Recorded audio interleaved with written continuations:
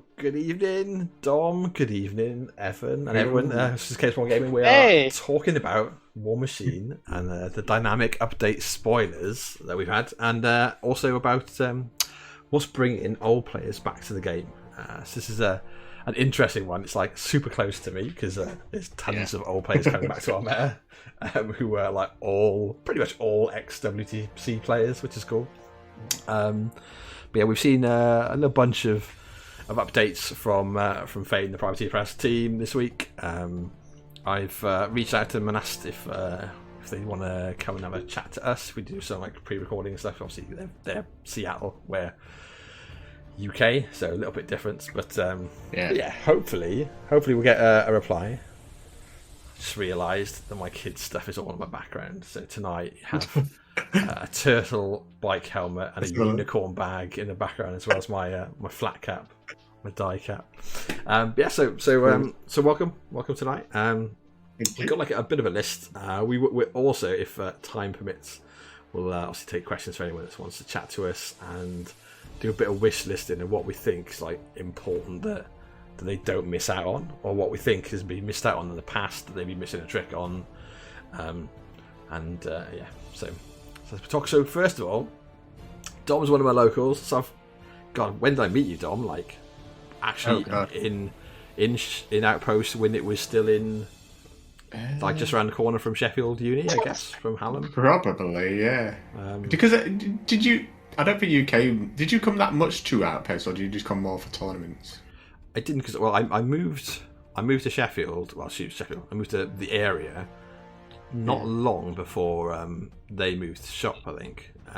To the extent, yeah. So yeah, because I was out in the sticks outside the town, so it took like a good hour or so to get in by public transport. So I came in for some events, but mostly I'd pop in if I was in Sheffield. Yeah.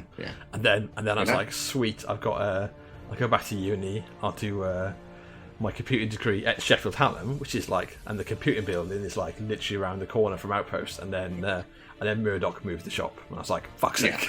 And I was like, all of those sweet gaming afternoons I had planned. Because that meta was really strong. Yeah, that was a proper Shark Tank.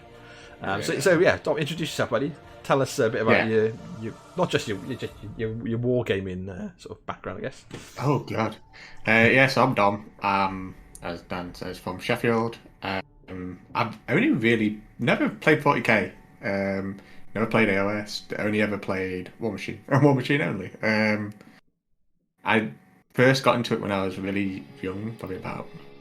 Well, I got into like painting 40k when I was about 14, but like I had to hide into the shops because I was kind of embarrassed of going. all my friends and stuff like that, and then I started to get to know people, and then Chris Murdoch is one of my close friends, opened up a shop in the middle of Sheffield, my town, and then we saw Warmachine and we were like, oh my god, we're gonna let's just go full into Warmachine, and yeah, we kind of went really far into Warmachine, did really well. Went to WTC, but we all went to WTC of friends as well, so that was really good. So like about when I started and moved up here, I think like probably like most of the first two WTC teams were like Sheffield meta, and like and like a little bit of outside as like York, which obviously is not too far, but it was very much dominated by the northern players. So it was kind of like. There was no one really down south, and then it was all the players were up north kind of thing, and it was totally like that, and which was a bit sad to be honest, because there were a lot of good players from down south, like Pat Dunford.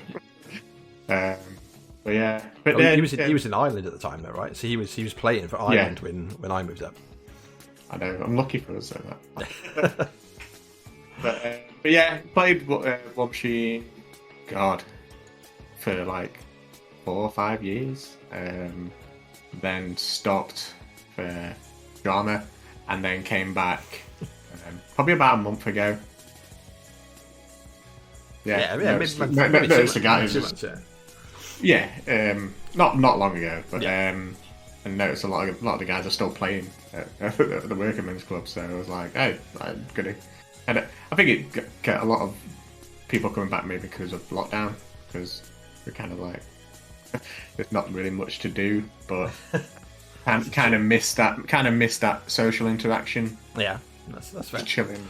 But yeah, we'll talk about, like, I guess who's come back, why, what people have been doing in the meantime. We'll come back to that in a bit. We're gonna dive into the updates first and see what's coming. So like we obviously saw the quality of life update on the Privacy Press website.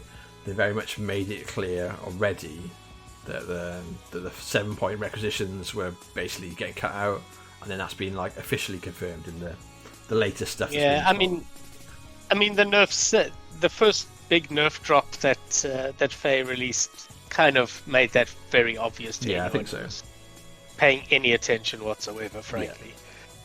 Yeah. So no more 7-point requisition options. So I don't know. That's so good. Yeah, I mean, it's the first step. The next step is no more point requisition options, and just say treat it like the same as Warby's points and be done with. Okay. That would just be the best in my opinion. Flexibility. But yeah, I think, like, the 7-point rec options being taken out, like, those were all obviously the super dominant themes in a faction if they had 7-point rec options, because you're like, well, I can take 21 points of free stuff, or one of my other themes might only be able to take, like, 12 points. And you go, yeah. Well, points obviously don't always add up to like something that's efficient on the table, but often they do. They usually do. Here's the thing: if the points don't add up, it means someone's done a shit job of balancing their game. Yeah. And we all play War Machine in a large part over other games because they do such a good job of balancing those points. Yeah. So yeah. An extra 3 points is going to be real points. Yeah. Is going to be a real difference. Like, I'm not sure the 7-point rec options hits anything I'm playing in either Grimkin or in Convergence. Like, no. I guess it might affect, if I was playing Aurora with as a merc, it might, like, affect, like, an irregulars list where I'd have, like, where Iris. You wanted Aerith 1 or something like that. Exactly. Yeah, it's like a minor effect then. So that's not too big a surprise. The next one's quite interesting, I thought, was Drag is on hit. Just flat is now on hit across the board. I think that's really interesting. Drag was it's always such a tilting one, because you build, like, I used to play with Reapers quite a lot. I never found the points for Malice, but yeah. And it was always such a big thing. You had to boost to hits, and fine, if you miss, you miss. Yeah. But then suddenly you were boosting damage. You needed that boost to damage as well. Yeah. And it was such a tricky one. And in today's game, you've got to worry about Hermit being there. You've got to worry about Union Archons being there. You've got to worry about so much extra stuff. To me, it just makes so much more sense to have it on here. Basically, Drag has just slowly got worse and worse. And it was never very good to start with, is the problem.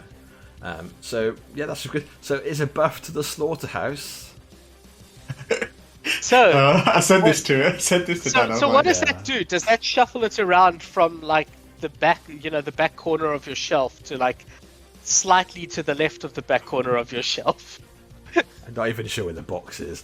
Like, maybe it'll come out of the box and actually get painted.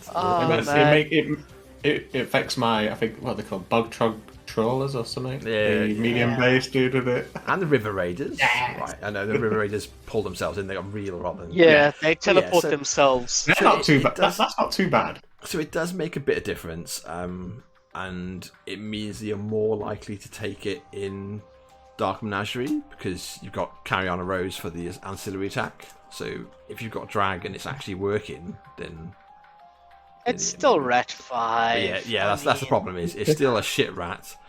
You still got shield guards. You can still just put a model in the way. Are you not going to spend 4 points for the little kind of eyeball spoon guide? So you can actually... the Glimmer Imp. But you've got to worry about shield guards. You've got to worry about sack pawn. You've got to worry about just any model standing in the way. A model with stealth just shuts it down completely. Yeah, it's not great. Like, let's not kid ourselves. No, it's got to see some significant buff to like actually get from my painting table to the gaming table right now. One step at a time, Dan. Yeah. One step at a time. It's going to happen. Can't wish for the world at once. You know, one step at a time makes sense with something like Statistics Raiders. Yeah. But I mean, there's a full marathon to be run with this stupid thing. Yeah, if you're interested in seeing what it takes to make the slaughterhouse good, go and like look at my YouTube like a review of it. I'm pretty honest, brutally so, and the list is like significant to make it like worthwhile taking. And it's not just wish listing. Like 100%, that thing. Yeah, it needs was some work. not well thought out. The thing is, they must have designed that in mind of this change. If you know what I mean. I don't think so, because Faye said that she'd only... This was a different dev team. This was still with Hungerford at the helm. Oh my god! And So also, do you think the house might actually get changed? Yeah. Oh yes, I genuinely do. Yeah. And Faye has said that these changes have only been worked on over the last like three months or so. So this is all quite new stuff. Yeah. Which does mean the stuff that might maybe like the old team were hung up on might be sort of left behind, because obviously they're not there anymore.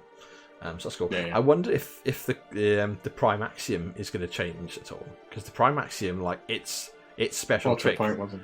yeah, its special trick was that it was an auto point, so it could always drag you. So it never had to. So rather now just give it an actual power strength. Yeah. Although there's a reason to think auto points too, though. I can't lie. Anyway. Yeah, it's okay. Like Prime Axiom's in a decent place. I don't think it's an issue. Oh yeah, as long as it goes down by like 3 or 4 points, maybe. Yeah. What we're talking about, but that's what we're expecting, right? A lot of point adjustments. Yeah, definitely. Yep. But like looking at it's certainly like when we talked about it the other week, we were expecting mainly point adjustments, but as things have been spoiled, it seems to be a lot of point adjustments, but also quite a lot of little tweaks, like quite a lot. I was hoping for a lot more than just points adjustments, because points adjustments, and that's mostly on the basis of their Faye's stated goals. Yeah. Which was to get infantry back in the game. Yeah. And unless they go crazy with points adjustments, that's not going to get infantry back on the table. Yeah. It kind of goes from like expensive shit to cheap shit. Yeah. But it's still shit, then it's still shit. Yeah. Not like maybe if you're paying 5 points for 10 Bane Thralls, but you know they're not going to be that insane. Yeah. So I talk about Bane Thralls. Well, cricks. Sturgis 1 and 2 lose convection, which is just like a shitty nuke. Yeah. And get replacement spells and feats. Not Sturgis, Iacos. No, Sturgis. Sturgis 1 and 2. No, Sturgis lose convection. Oh, okay. I think which one is convection? It's the shit nuke that if you kill something, you can allocate a focus to one of your jabs. Oh, that's I think. That's fucking awful. It's pretty. Right. I think it's like a 3 cost as well. It's pretty bad. But we didn't get. It said we get replacement spells and feats, so that's so interesting. Yeah, so the feat part obviously is huge. Like properly hangs it in the air. So the replacement spell, I would assume, would just be something to do with some sort of nuke spell. It'll be some maybe a nuke that allows some sort of allocation or something to power up the jacks, maybe. But yeah, the feats. I mean, they could be fucking anything, right? Completely rework, like if a different feat could just rework that caster entirely for both versions. Yeah, I'd say. So, that can look absolutely different. Yeah, so who knows? I think remember listening to the podcast that Faye was on, and she said Sturgis was the longest one that she spent time on. Yeah, and the one that like pushed her mind the most. Sturgis has been a running joke ever since he was released. So sure. Yeah, poor chap. Poor chap. And it was a cool concept. Here's a before and after. Here was a Signal caster, and he died and got raised. Yeah. And that's a cool storyline. I enjoyed that sort of thing. It's very, very much like through all of the Crick's Signar history. It's like a so and so dies or kills their sister. Yeah. Let's carry on. So yeah, it's good. I like the thematic stuff for it. And talking about Signar, look at the seamless fucking This change is so good. Arcane Tempest gun mages down by 2 points. That's significant. That's a lot. Yeah. And they gain. I'm some of this. I'm literally reading for the first time. I've tried. Where are you seeing this? Because I don't have these in front of me, so I'm just kind of working with what you're saying. Yeah. So they gain coordinating attack. What does that give do? up attack to give another model in the unit an additional drop die on attack damage. So basically, one model can sacrifice its attack. Wow! Hand of fate. That's amazing. So keep a couple guys out of range, so they're not at risk, and the guys in front have hand of fate. Yeah, hand of fate. Yeah, and then you can't. And guess what? You can fish for crits. And you can suddenly fish for crits with brutal damage. Yeah, that is hideous. And obviously, is hideous. And we've already seen that the gunfighter, the gun mages all get Pistolier, so they get boosted damage rolls on a charge. So you combo it, right? So you're charging in with hand of fate, and because of charges, that's going to be weird. But half your unit, obviously you got. If they run, they can't do that. Charge, yeah. You won't get that with Pistolier. Yeah, true. And the thing is, if there's more infantry going to come to the game, so Haley 1 might make more of an appearance. So more Deadeye. More Deadeye. More guns, more shots everywhere. I mean, gun mages are just quality if you've got infantry on the table. I've seen some Haley 1 lists that I thought were quite scary, like in the current meta, that people just aren't running. I'm like, I'm just going to be quiet, because I don't want to... I mean, the problem with all the Haley 1 lists that you could build now are basically just, wouldn't these be better if you dropped Haley and replaced her with Sloane? Anyway, we'll see. This is a big one, right? The next one. I know, this is huge. Yeah, Tristan 1, so the journeyman in Menoth. Points cost 2. What? Points cost 2. Like... No. Like, what the fuck? Right, that's huge. Why wouldn't you?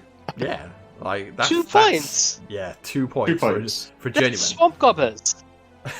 What the fuck? So, oh man. Yeah, and Tristan's pretty fucking legit. Like, he's decent. Like, is he Signal? Why can't I find him? Menoth. Oh, he's the Fortify. Yeah. Okay. Junior. But that's the thing. He's. Where are we? We're doing. He's in Faithful Masses, right? I think. Or maybe, he is. Yeah. Initiate Tristan Durant, right? So So he's got a half decent nuke. With a really solid upkeep spell. Yeah, but that's the main thing. Is a 2 It's just the fact that you a 2 point character that can take Fortify, and it's battle group only.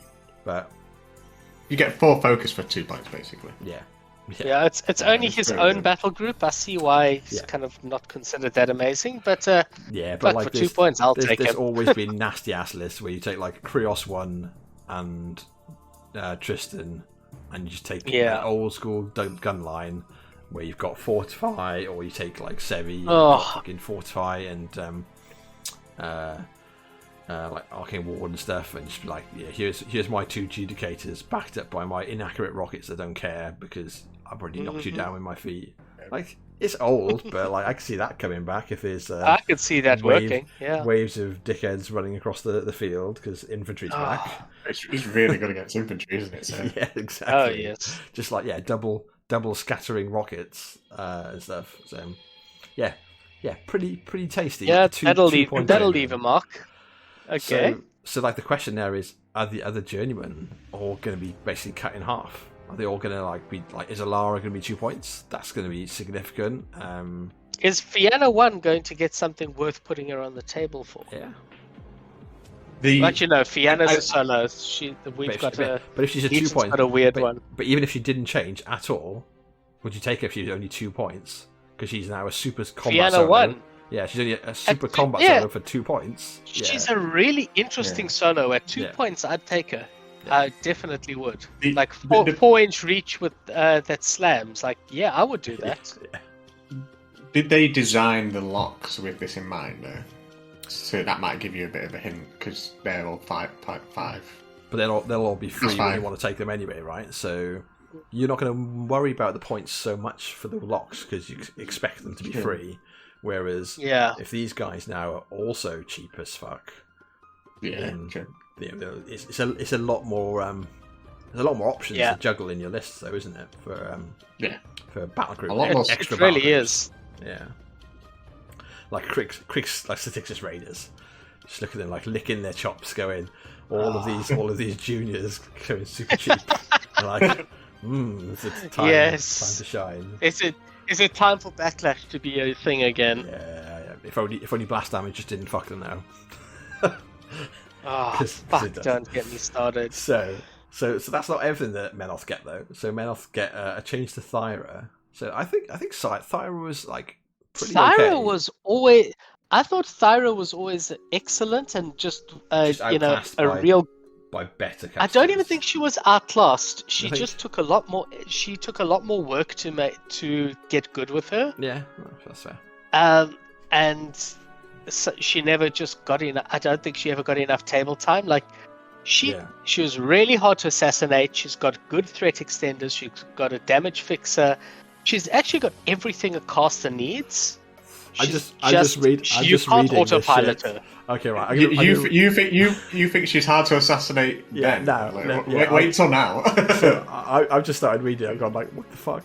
Right, so it's ridiculous. So Gates of Death becomes an innate 5-inch place that she has. I saw that. Yeah, so she just has to just do a 5-inch place once a turn.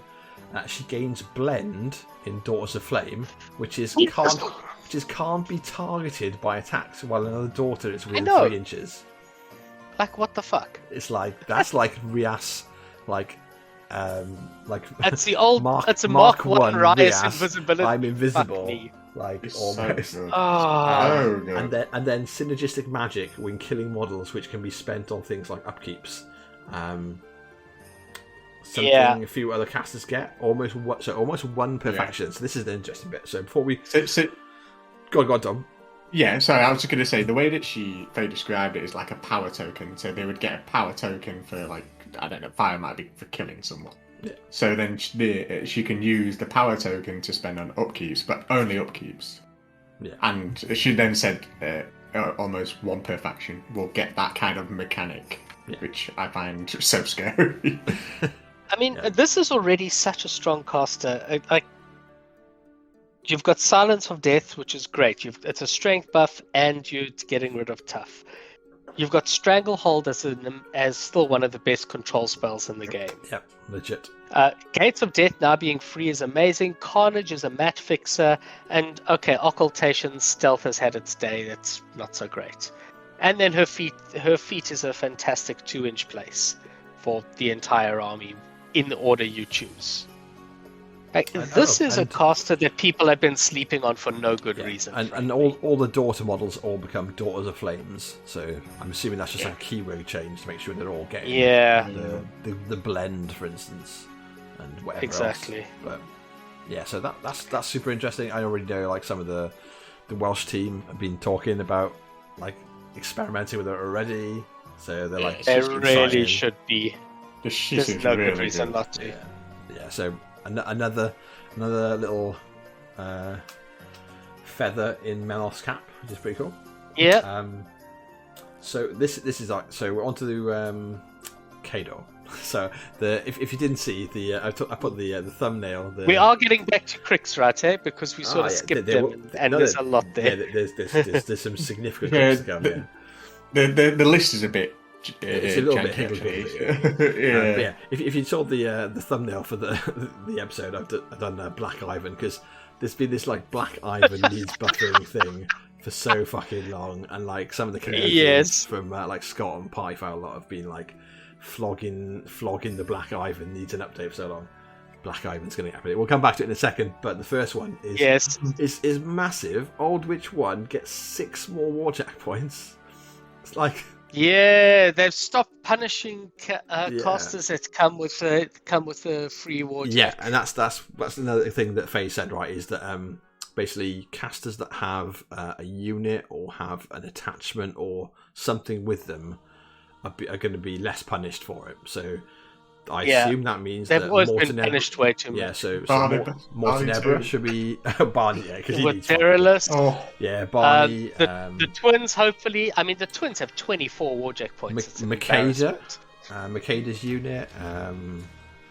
But like, yeah, so I'm guessing we're going to see that across the board. Just a extra warjack or more beast points, flat out. Yeah. Maybe some other changes, which is really cool, because like some of them are really cool casters to play, but you just go, I lose out so much on having like one or two dudes with me, or like a little jack that does not a lot. And like it's a good jack, you can see where it's worth its points, but at the same time it's not optimized. Yeah, like Zakova 2, like I'd rather play Zakova 2 without my Doomweaver bodyguards and have like a couple extra points. 3 points or so. Yeah, exactly. Yeah, like Barney 2, I've tried Barney 2 a couple of times, and he's 23 war beast points. Yeah. So like, I've just give him a few more, and then because I'm always making lists, I'm like, I just don't have enough points for anything. Yeah, really, and minions are often war beast heavy, right, with him, right? So it just feels rough. I wonder if that means Asphyxious 3 is also going to get a bit of love. Oh yeah, because Derelist. Yeah. What's that? Is that Morton Ebra's? No, Derelist is Morton Ebra's. Asphyxious, bloody hell, 24 warjack points. Vociferon, that's it. Yeah. So hopefully that's just across the board, and that just makes all these casters that you don't take because you can't fit enough army in, basically. Exactly. It's such a good change. Yeah, and then onto the warjacks. Talking about points is. I think certainly Kador looked like they've had some huge fucking points changes. So Old Witch gets +6 to warjack points, and then Behemoth goes down by 5 points to 20 points. Oh, big! So so Big B is getting a big buff and a massive 5 points. Yeah, points and the subcortex affects wow. all weapons. So it was I think like. It's only affect the bombardment. Yeah. And it's the same as a charger, right? So you spend one focus and it's all boosted, but now it's all his weapons. Yeah. And his armor piercing fists. Yeah, exactly. Like, because he's not enough of a threat to the world. Fuck's sakes. Yeah. So obviously he's a bit. You literally can't let that guy get in. You can't let that guy get in melee. You have to kill him before. No. You need to fuck off. Yeah. Or get with him. But I mean, that's the thing. You know, he's got two really strong. What's the name? Range 14 guns. You got to get close to him. You get close to him, and he punches you to death. Like that's just punches you to death very, very well. It's very. Oh yeah. Like of all the things in the game that punch you to death, he probably punches you to death better than a colossal. Like. Yeah. Oh, definitely. The only thing keeping him honest is he's only Mat 6. Yeah, but like how much murderous and stuff do Kador get? Plenty. Oh god, way too much. Plenty. They're plenty murderous. So Black Ivan is buffed. Oh god. So Black Ivan goes down by 3 points. So another like significant drop. And one thing. Bay said that Behemoth is the highest. The highest points drop, isn't it? Yeah. Yeah. No, the highest. I think she said it's the highest points change, and also he's now the highest pointed beast or jack, which means that everyone that's above it is going to be definitely getting lowered, which is nice. Yeah. Well, there weren't many, but there were. A couple, I think Azrael already got dropped below that point. He used to be 21. How much is Azrael now? I think he's 19 now. It's still too much for him. Maybe they'll drop a little bit lower. Nice. Yeah. So Black Ivan though goes down by 3 points, loses point blank and evasion. Like why does a Kador Jack have fucking evasion? Like I know. I mean that is always silly. Somebody was definitely trolling when they did that. And against dual attack, which is fucking really good. Dual attack super strong. That's great. That's cool. Yeah. That's really good. So Black Ivan. So there we go. Can someone put him on the field, and can we have 3 years of not everyone whining about getting for a Black Ivan. I assume like they'll just be like rejoicing. There'll be like Black Ivan Day in Canada from now on. Yeah, I'm not 100% sure that he will actually see the board that much. I'm not convinced. I'm not convinced either. I mean, I think you may as well just take a behemoth and just take behemoth. Why are you fucking around? All the infantry as well. So. I mean, I agree. Why would you Black Ivan? I don't get it. What's his gun actually like? It's just the same as the It's a destroyer. It's a range 14, power 14 AOE. So it's not bad. It's not bad. Especially not like bad. if you can charge into something. Like if you're hitting, if you need to hit high defense. Not sure. If you need high def infantry, you charge in and you use your dual attack shot on them, so it can't scatter off them and just kill them. Or I just take a behemoth and punch him in the face. But you can't hit them with a behemoth. Whereas he can just charge in, use his dual attack to basically just launch his shot into infantry that he couldn't hit otherwise. Just instantly kill a 4-inch blob around him, and then start actually buying attacks on wherever heavy was there in the first place. But I don't understand why people have such a hard on for Black Ivan. I really don't. I think it just became a meme. I think it's a meme. Yeah, it's just a meme. I think rather than an actual. I look at these buffs and that all sounds good, and I just still don't care. Yeah. I think I don't even know where the meme started. Yeah, Kador cares. Hashtag Kador cares. Kador doesn't care. That's their entire bloody MO is Kador doesn't care. Like that's their reason for getting out of bed is to, pull their hair over one eye and tell people how much they don't care. They have the Black Parade down. So absolutely, I picture Hokovich shopping at Hot Topic. Come at me, Kador bros. So this is the part for you then, Evan. Is the main quick section. Let's imagine Sturgis didn't exist. Kraken down by 3 points to a very reasonable 32. Like 32 is pretty cheap for a colossal. That's that's the cheapest of the colossals are all 32. Yeah. Right? I'll be honest, it's nice. I'm not that excited. The Kraken honestly needs a quality of life upgrades. Like, it doesn't have the shooting outputs or the melee outputs of other colossals. Yeah. Like, think of it as a really, really shitty judicator. With without the defensive options of the choir. It's definitely hard to keep Kraken safe in a quick list unless you can't.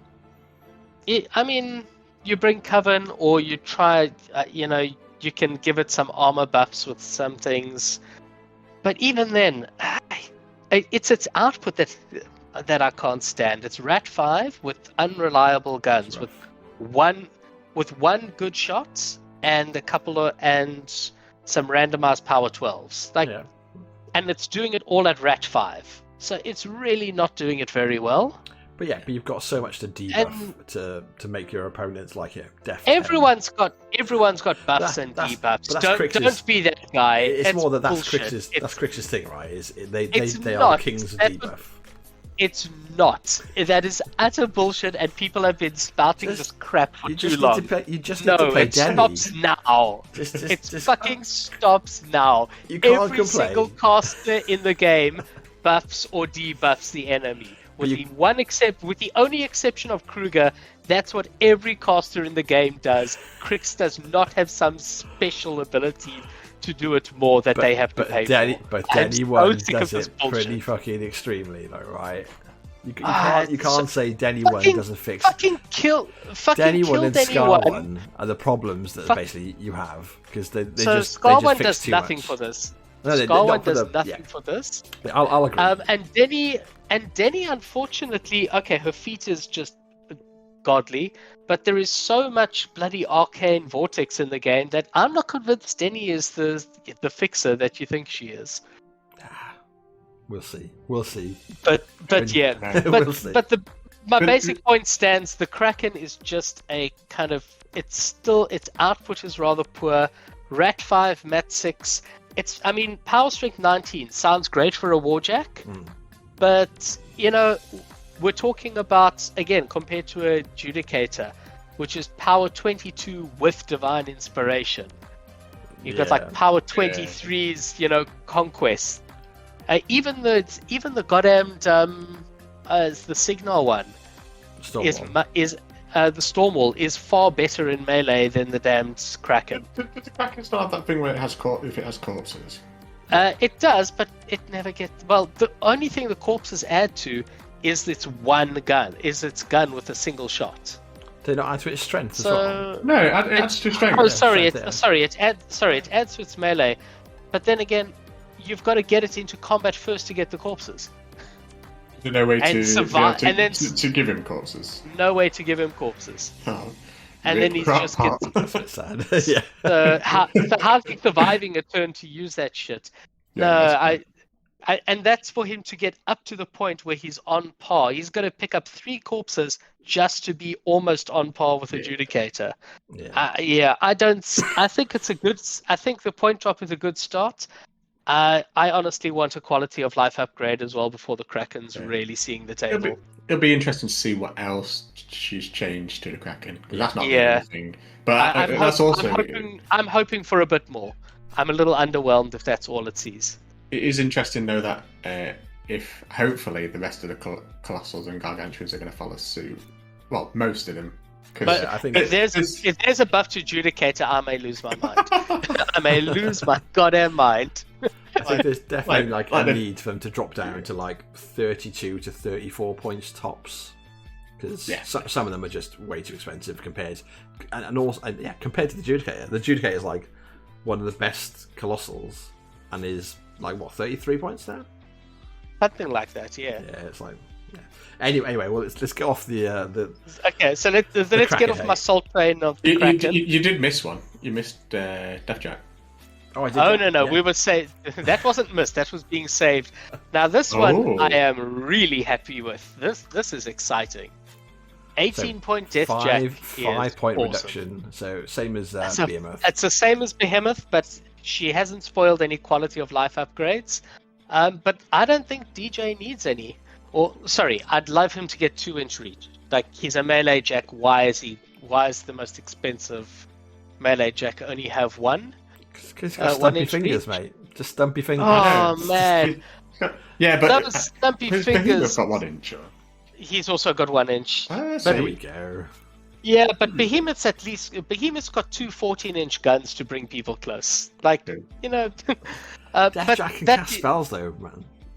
Yeah, he can, and and also he is so focus efficient. Like at 18 points, and he's also the other thing with DJ is he has an amazing defensive stat line. This is a heavy Warjack with a 13-19 stat line. Yeah, he's going to get seen a lot. Awkward. At 18 points, I will definitely put him into a lot of lists. Yeah, that's an exciting list. That's an exciting Jack. And he's got AD, which means even though his threat range isn't that large, he can take a lot of board space early. Yeah. F13 starts to make things really awkward. Yeah. When you're trying to hit it, you're just like, why is it F13? Expect to see a lot of Deathjack. Deathjack's coming back. Deathjack's coming back to the game, guys. Get used to him. It sounds like it's going back to Mark 2, to be honest. Yeah, and then the last one for crits is Iacos 1 and 2. So the Harpoon is range 10. I'm guessing it's range 8 or 6 at the moment. It's currently 8, which is a little shit. So it goes up to 10, and then Leap replaces Jump, which is an anytime place unless you've charged. Yeah. So that's really nice. You can go forward, do your shenanigans, and then leap back behind something, a wall, a building. Iacos, I might start looking at building something with Iacos 2. That becomes really interesting. And I've always loved Iacos 1, but I just have him hang way the hell back because I don't like losing whatever Jack he's carrying. Iacos gains Blood Boon on his weapon as well. So, nice. That's useful. So Iacos walks forward, throws his harpoon, kills something, blood boons to give Charybdis grievous Oh wounds. god, you were right. And goes backwards. Then jumps back behind a building. Yeah. His harpoon was range 6. It wasn't even 8. Yeah. Okay, damn, that's a big buff. Big buff, yeah. It makes him be able to do what he wants to do, and then also be safe.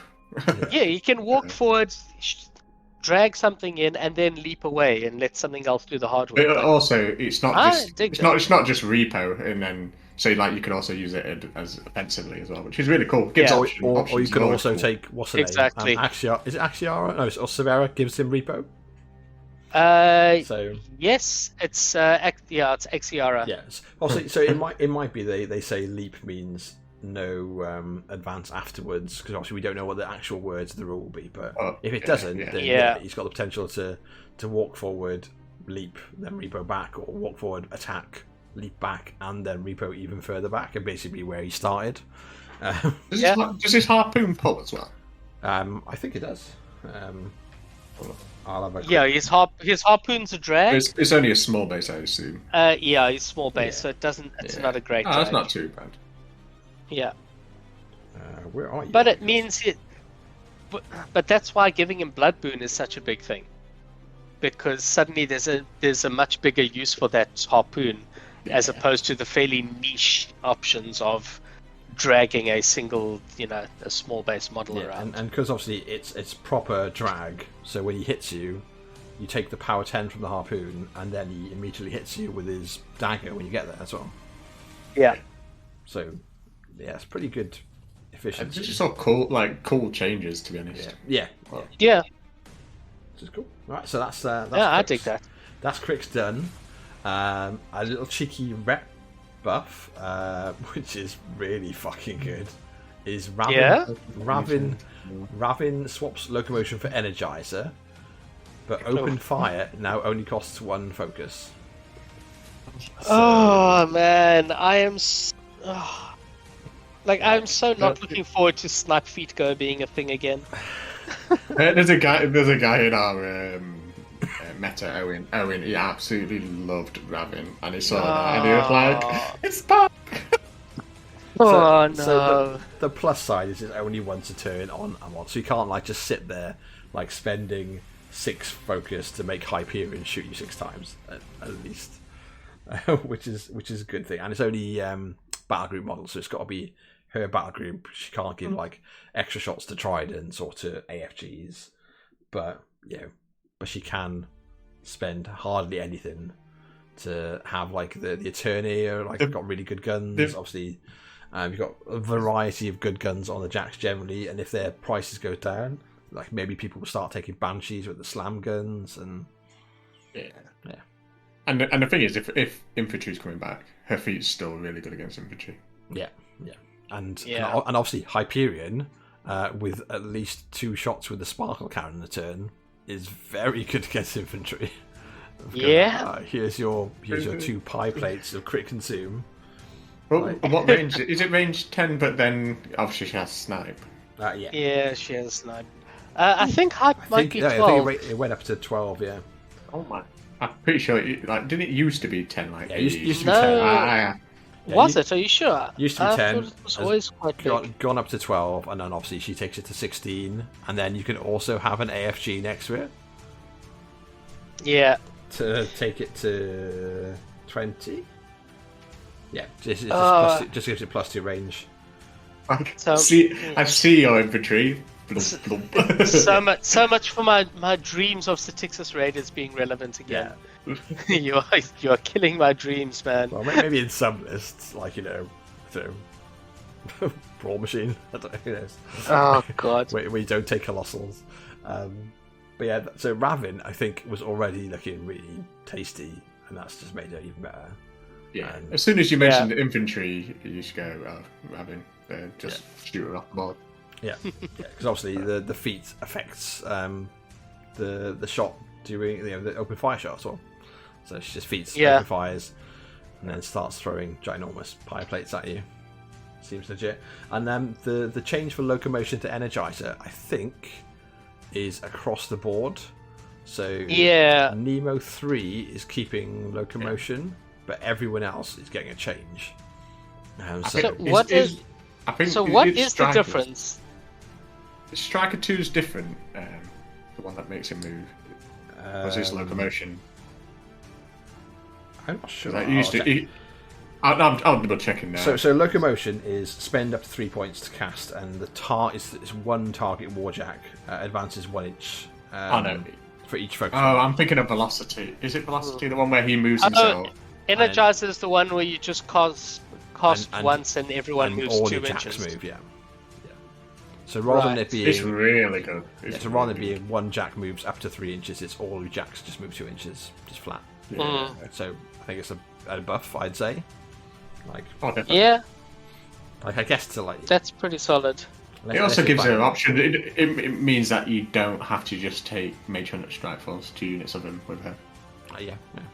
You can take. Well, I mean, Mage Hunter Strike Force just don't do what they used to do. Like that was very much a Mark II thing. Yeah. But they are good against infantry. Infantry might be pretty good into that, maybe. Yeah. Just lots of guns in it, really. Yeah, lots of guns. Obviously, they can stand still, have snipe put on them, and then shoot through woods and buildings. Yeah. So aim. So not bad. And then the next bunch of changes though is a bunch more for trolls. So I've just sold some trolls that have been sat in like my cupboard for I don't know, like literally years to Barry, one of the Warsaw. I think that this sends. I think that this sends trolls ridiculously like high up. Yeah, they're really good. I mean, So trolls the are in a changes- nice place for once. Yeah, I think they're going to go really high. So the changes are Gristle 1 gains Harmony. So all model in her control can have more than one Felcall, and the feat now casts a spell without paying Fury and uses all of her Felcalls. Sorry, what does Harmony do? So all models in her control can have more than one Felcall affecting them at once. Oh, right. So, okay. So You can have Boomhowler 3. Yeah. Okay. I'm not sure it's going to have a huge effect on the. Yeah. What's the Falcon? Is his is just to hit, isn't it? It's like is it like Pathfinder tough? I know there's no tough, is there? Because they all have tough. I don't know. I think he's got a +2 to hit as well. He's got March, so Pathfinder, Reverie, so they stand up, and then Warcry, which is +2 mat. Yeah. It's not too bad, but it's good that I don't understand the restriction of not being able to be hit by. And obviously she's got her own Felcalls as well. Yeah. And then you've got Brimhala 3 who can have his on him.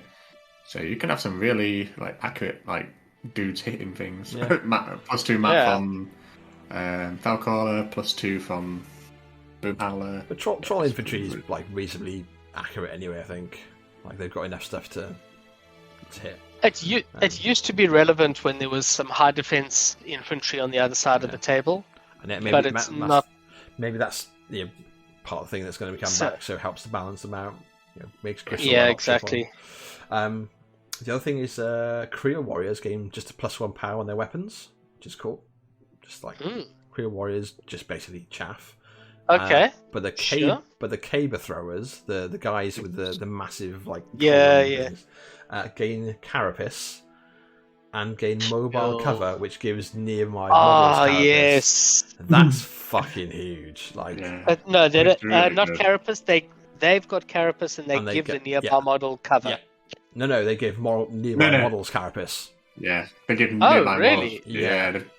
I think I think she said within 2 or 3. I can't remember. Within 2 or 3 of a caber. With a caber, you gain Carapace. So which is going to make controls horrific to fight as a gun line because you just stick caber throwers behind your stuff.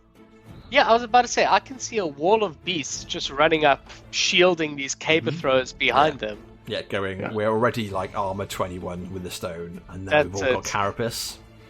And then you've got Madrak Zero with his if he gets something. Yeah. And then you've got Madrak 3 on a different one.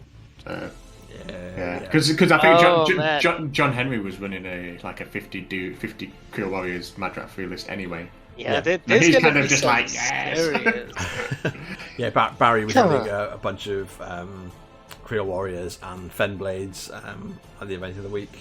And it was Creel Warriors and Caber Throwers I sold him like a week ago. So Yeah. I was like, there you go, mate. he's like, I'm very happy with my purchase now. It's good times. Question is, does Miserable Meat Mountain come back? I remember that from Mark 2 when it was just horrible. Like that and fucking what was the rune bearers one? Doomy 1. Yeah, Rune Shapers. Yeah, that was horrific. That basically just meant like if you played Legion, then you would see that every game you played against trolls, and you'd probably because you play Veil 1, and then you literally on his feet turn you couldn't do anything because your beast would just die in front of you. So yeah, pretty horrific. A couple more changes for trolls. Though. The Hoot Trawler goes down by 3 points. And high proof becomes high proof change to accelerant. High proof. What's high?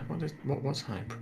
I don't know. It's high proof something about damage or high proof is a model hit with.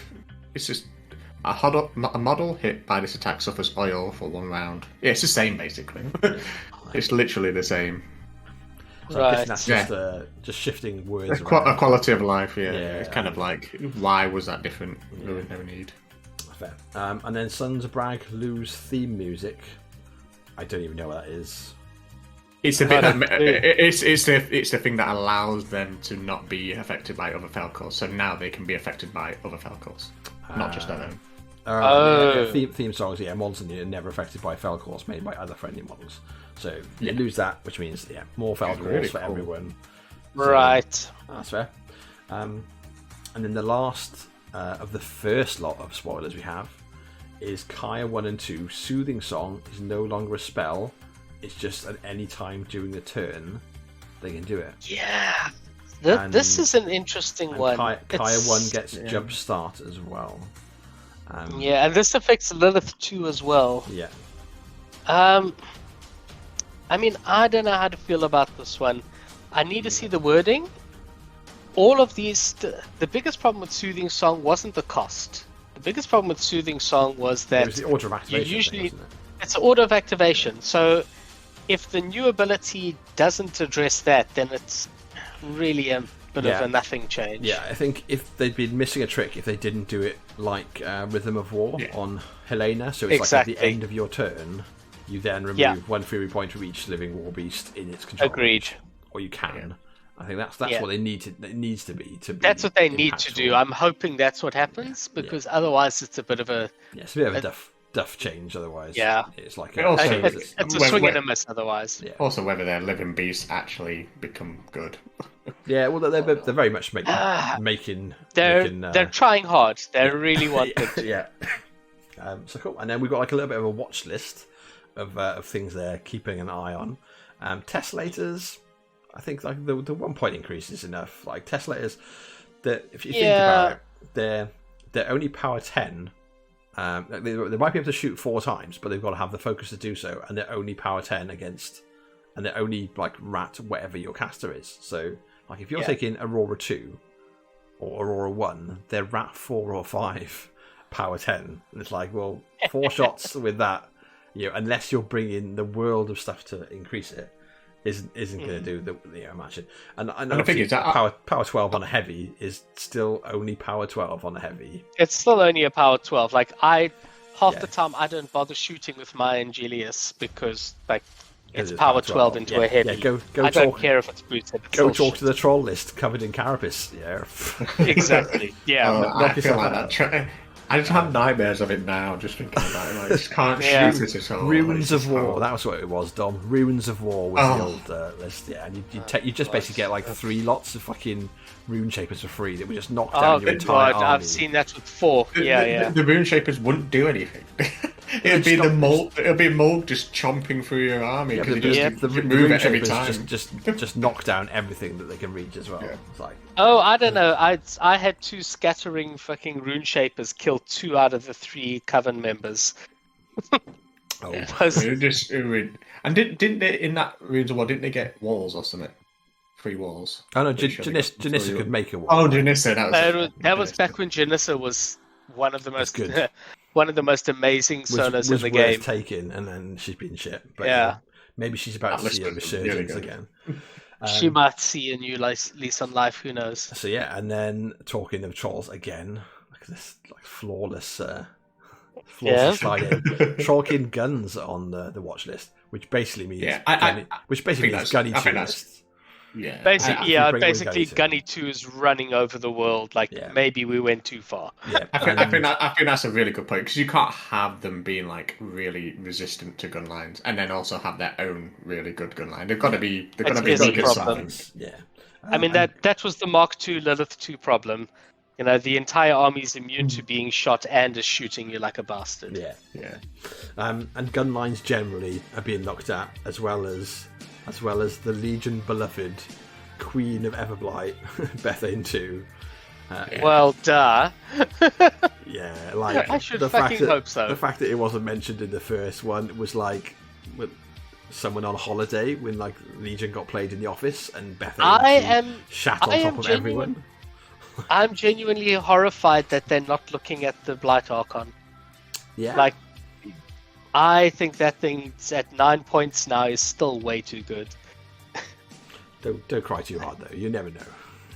I'm playing it. I've got 2 of them on the table, like right now. I finished painting my second like a couple weeks ago. Like I'm loving them, but those things are too good. There's no question. That's fair. So we'll see what happens. And then there's like a little note section where Riot Quest models are probably also updating, but like, good. Does that mean like the actual rules we care about are like just all the Riot Quest models getting an update potentially?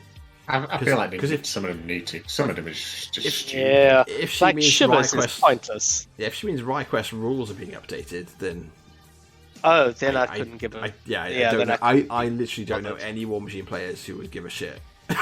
But zero fucks given at all. But if the Riot Quest models for War Machine are all getting updated, that could be interesting. There's like there's some that you just never ever see because they're just toss. Terrible. And there's also somewhere you just like are just ridiculous. Yeah, where you see in every list that can take them has them. And that needs to be changed. They need to like find the middle ground rather than in the bin or auto take, and find somewhere in between where it's worth teching and taking different things. And she's also said that no plans for future CIDs. I'm a little disappointed to hear that. I know the CIDs received a lot of mixed review. I think it takes a lot to like churn through the amount of noise, and that's the problem. Is as a community, like if a lot of noise. There's such a lot of bullshit basically to sift through. Where you'd see like it's like when Ret were getting looked at, for instance, like everyone that wasn't playing Ret would basically just be bombarding the forums with how this is too far, and you could have been like it could have been Mage Hunter Strike Force get +1 POW on their melee attacks, and would just be a flood, and the community would be like, no, it breaks the game, blah, blah, blah. And it was too much, I think. And I also think if you ask people, if people don't like, are people going to go to a CID because they want their model to be the best? Like, I don't care about nobody else's model. I just want my faction to be the best. Say that, but I gotta tell you, after participating in a couple of CIDs, that wasn't the majority. The majority actually came in pretty reasoned. You had a couple. Your biggest problem wasn't even people trying to get others, their enemy models nerfed. It was people who just genuinely didn't understand, the army they didn't play. Yeah. So I remember during the Primal Terrors CID, I was trying very hard to get some extra love for the spear guys. The war spears, yeah. The war spears. Like, looked at them, it's like, they're okay, but Prey is a pretty shit rule on a slow unit that doesn't have AD. Yeah. And I had a lot of, and I kept having like the same argument with known circle players who kept saying, "Look how good Prey is on Blood Track." And it's like, sure, they've got AD that can deploy afterwards to be across the fucking table from their Prey. You're never escaping your Prey. I think also they have the ability to swap out Prey whenever they want. I was just saying, I think that needs to be. This was before that. This was before the. I think they need to increase that as a change just to Prey, just to give that as a base ability to any units with Prey. Let them change good. Once per game as a mini feat, just as base. But yeah, I mean, it's not so much that I'm saying that War Spears need some help, although would be nice. Yeah. But what I'm saying is about CID that your biggest problem was people who just didn't understand the problems of an army they didn't play. Yeah. They'd never dealt with sticking a slow Prey unit on the normal deployment line and trying to get it to a fast enemy that just hightails it to the other side of the table. Yeah. And that's okay, because honestly, the designers should be able to see through that. And I stand by it. I look at the utter clusterfuck of rules that have happened with models that didn't have a CID.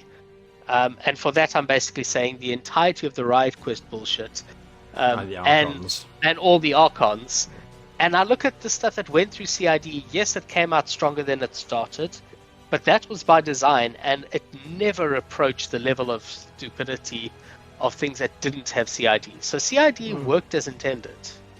Well, they have said maybe they'll have more long-term beaters, so maybe that means that the player testers that are out there will. That would be good. Will have more. I think it's more trying to get more quality than having more people just get lesser people. But that more focused, and feedback will be good. You can trust. Yeah, you can trust basically the feedback to be legit and reasoned rather than. That's fair. An impartial, which is the big thing, right? So it's not just someone going, "I want to play this." I know Games Workshop super suffers from that, where a lot of their playtesters are notorious for basically saying how things are fine, it's fine, and then as soon as the book hits, they've already painted up their army of exactly the thing they've said was fine, which turns out to be bullshit. And they just stomp at events for the first month before the FAQ is released, because they've seen it coming. Awful. They've seen how broken it is, and they basically paint it up ready. I know it's not all. I know the playtesters that play at our club are very much playtesting for balance and for fun. For balance, yeah. But yeah, you look at Twitter and stuff, and you can see it coming where they'll be like, "Oh look." Ex playtester, the book lands, and they're like, "Oh yeah, I've got 7 of these things that I told Games Workshop were fine and balanced, and now that's my entire army. And oh look, I've just won 3 events in a row. Surprise!" And then there's an FAQ, and they get fucking nerfed. There must be a point where you realise you go like, this isn't fun. I get surely there's a point. Surely there's a point where you look at it and say, "Listen, you're off our playtester list. You're clearly taking the piss, and you're giving us shit." Who goes to events with really overpowered things and use them one last time just to win? I know. But the difference is everyone knows that what I was playing was bullshit, right? Yeah, true. Rather than that, here's something brand new. I've told the company that I playtest for that it's fine, so I can then shit all over players for a month. Yeah, it's just ridiculous. One thing I will not miss with CID is playing people in friendlies and pickup games and that sort of thing, where everyone wants to play with the test rules that are going through iterations. Yeah. I will not miss that at all. Yeah, I won't miss it. What version of this model are you playing again? It's like, I will so not miss that. Yeah. And obviously you can't look it up on War Room, so if you forget... you can't look it up, but also, again, come back to, there are a lot of war games out there. We choose War Machine because or at least it's a big factor, that it's such a good rule set, that it's well balanced. Yeah. And if you're instead shifted to playing the testing material, you're basically chucking your that alpha core testing concept in the bin. and going. Yeah, you are literally you're objectively playing a worse version of Warmachine on the exact scale of why you choose to play this particular game. Yeah. So I don't get it. I'm definitely in the camp that is glad that CIDs aren't going to be a thing, as long as they replace it, and as long as they like have reasonable testing. Like their in-house testing doesn't seem to go very well, like historically. So as long as they have like a decent amount of player play testers out there that are doing stuff, And then the other thing is the 2-player battle boxes was apparently in the works, but then pandemic. So I think she said something about finding it really hard to get stuff in from China. Really, it is ridiculous, right? It's like I think it's like 10 times the cost that it was like before COVID. So along those vague lines, don't quote me on it, but it's pretty bad. So it'd be interesting if when things are calmer, if they actually start to address that. Because battle boxes, new player boxes, and like 2-player boxes, they need them back in. Because I'd like a brawl machine box or something. Because obviously they cool. Jaden from Line of Sight put a lot of effort into basically doing like write-ups for different brawl machine lists for each faction, and they were working on it, and then they basically pulled it at the last minute and just did like a generic sale instead. But like you got to look at it like business wise, and you go, well, Games Workshop do like the start collecting boxes, and you need something like that. Yeah, you absolutely you basically go, I'm willing to swallow any profit on this box. It just covers its own cost. That's it. That's all it needs to do, because then people buy more shit from you. Like it's just it's like it's just like plastic crack, isn't it? It's basic absolutely. Business, right? It's pure plastic crack, no question. It's basic business. If you can make whatever, if they make $10 on a Kador starter box, and that's all they make. Let it be a loss leader. What the get people in. But then that player then spends $2,000 on buying everything in Kador over the next 2 years. Then that's fine. Jobs are good on, It's just basic business, right? To me, the battle boxes aren't that interesting. I would maybe like the battle box, and then maybe I think rehash the entire concept. Yeah, so basically basically the whole concept boxes needs revising. It should be one unit, one solo, 1 to 3 jacks and a caster. Basically do like almost like a little mini brawl machine, like minimum brawl machine sort of list. And that'd be like the intro, because then it gives you actually ideas about all of the things that will build your list into. Because like some factions, you pick up the battle box, and then those jacks just go in the bin when you actually start playing the real game. Because you picked a faction that aren't actually like a jack heavy faction, for instance, and you're like, I'll never play these. Great. I have 2 destroyers, and I'm quickly going to get past ever using them. They're basically they need to reimagine the whole thing and work out what they should do. I know when Duncan Rose has been like playing with me to teach him War Machine, he said that he'd had some conversations with Hungerford about like, obviously he's got a lot of industry years at Games Workshop, knowing what they do and how they target people and how they target new players. And he was happy to share that with Privacy Press, so hopefully they'll at some point learn these big business jumps that'll help learn the basics of the industry they've been working in for 20 years. It's a real shame, because like you said, they have a really good rule set, and this game is really good. It's the business side is where they're actually struggling. Business communications, I think, have long been like their downfall, I guess, right? But I think this one's a really good business decision, because it's going to make people buy more things, and I think that's fantastic. Let's support the game. Buy things and get things back out of the cupboard, that sort of thing, which is cool. Luke, thanks for the like, buddy. And then we've seen a couple more spoilers as well come out, which Evan wasn't aware of until we started. So the boring one is Rampagor's become Mat 6. So it's like, Okay. That's right. not so. I actually like that. The yeah, but it's not exactly. He's it's always not exactly been an like. expensive beast. It's not exactly like exciting news, though, right? It actually is. That might be enough to get him on the table. Like, unfortunately, a single shotgun isn't that exciting nowadays. Yeah. But the Ravagor has always been this, he's expensive because he's a single shotgun and he's good and he's got 3 attacks in melee. 2 arms. Yeah. It's nice. And so Mat 6 is actually quite good for him. I'm really happy seeing that. Yeah. I'll give you that. But the big one is Rias gets up to Fury 6 in twins and on her own.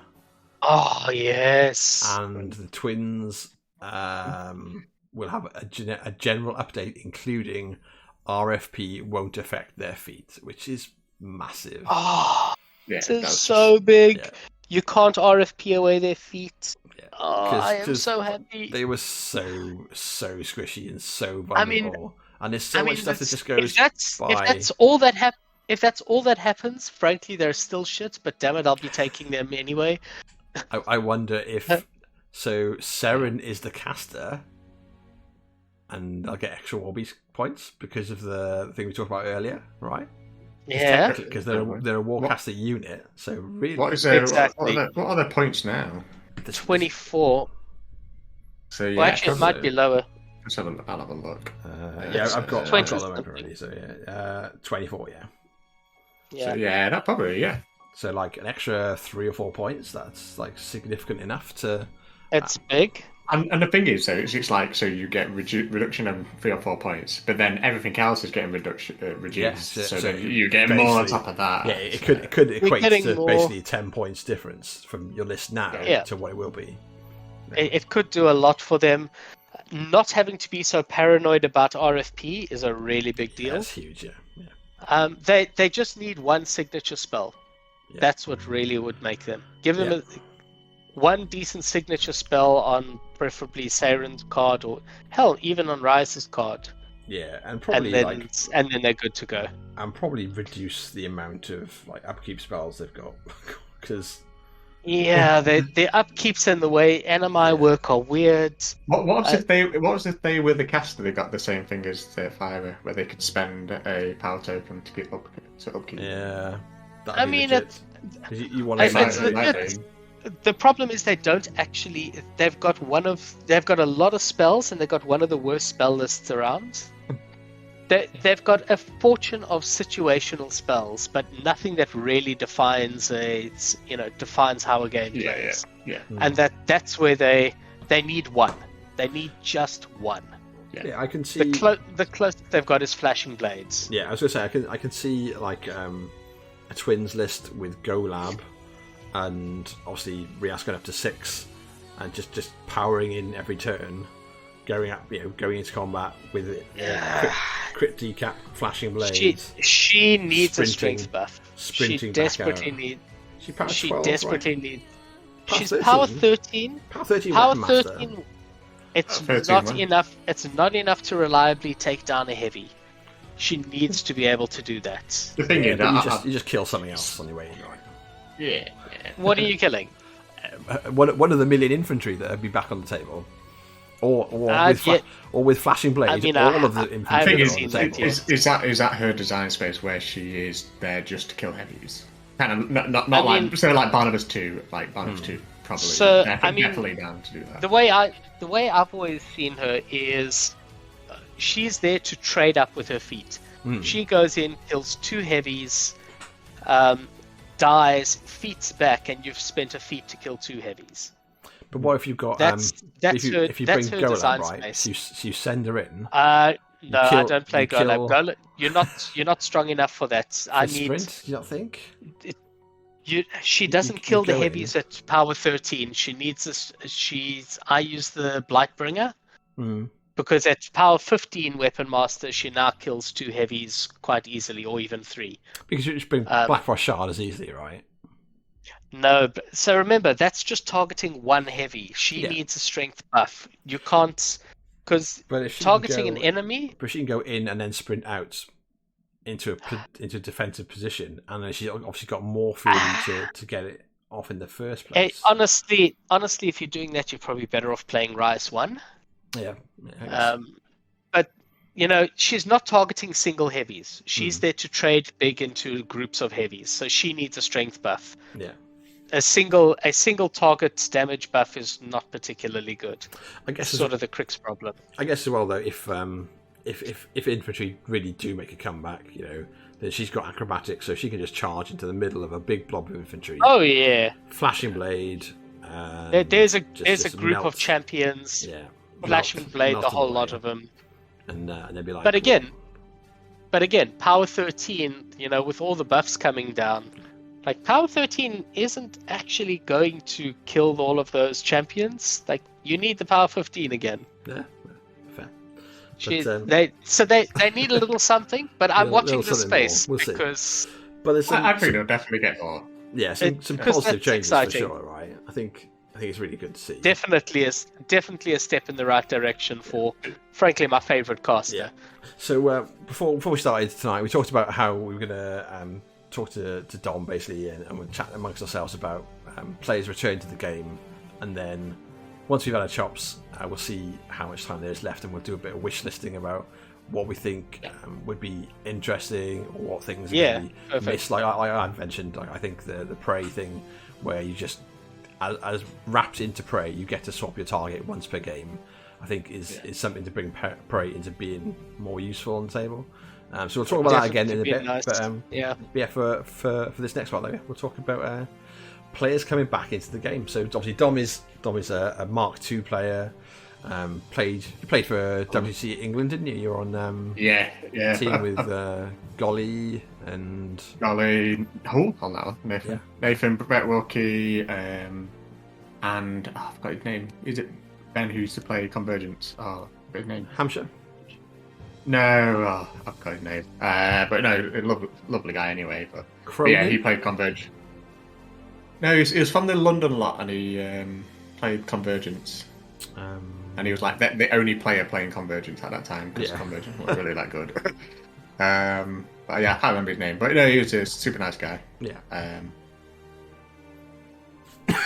Excuse me. But yeah, so you've obviously had plenty of games at that level. Then various things happened where a lot of our meta up in like the north sort of melted away into smaller pockets.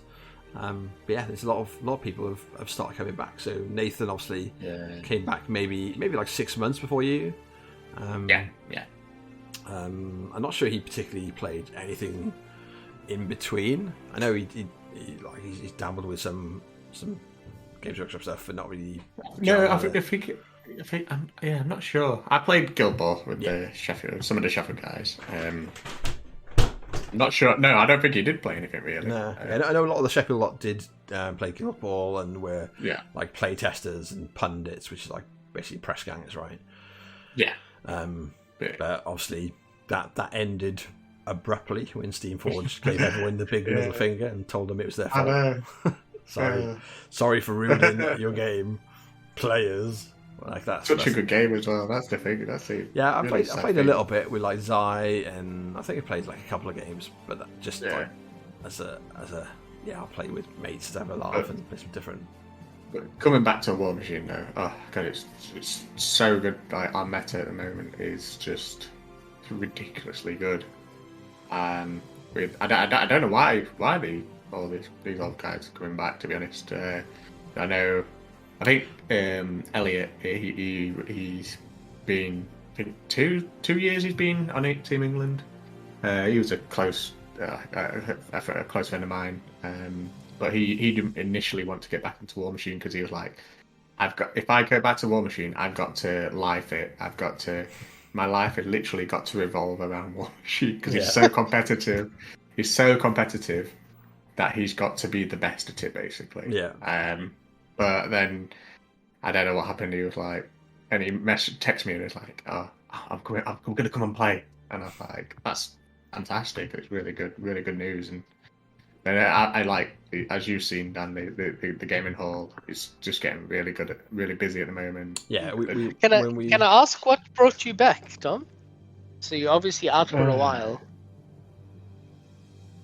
I missed social interaction with the community. The community is fantastic, and just like going to WTC, probably like I really enjoyed going to the WTC and just chilling and going with friends, and yeah, it mainly just, and Warmachine itself is really interesting. I'm a big tinkerer, so I'll sit there for hours just on my phone playing like with lists and stuff like that. Yeah. It was more because Nathan Hall took me. Said he was going to. What's the York event? It's like a 2-day. I think they just called it like War something weekend. Yeah. It was some like offshoot of Warfare Weekend, but they called it like Warfaring Weekend or something. I can't remember. Yeah, it looked really cool. It's like a con, like a mini con, like yeah. And I went up for like a day because Hall was like, "Oh, come and play a couple of games." So I played a couple of games. I was like, "It's still a really interesting game."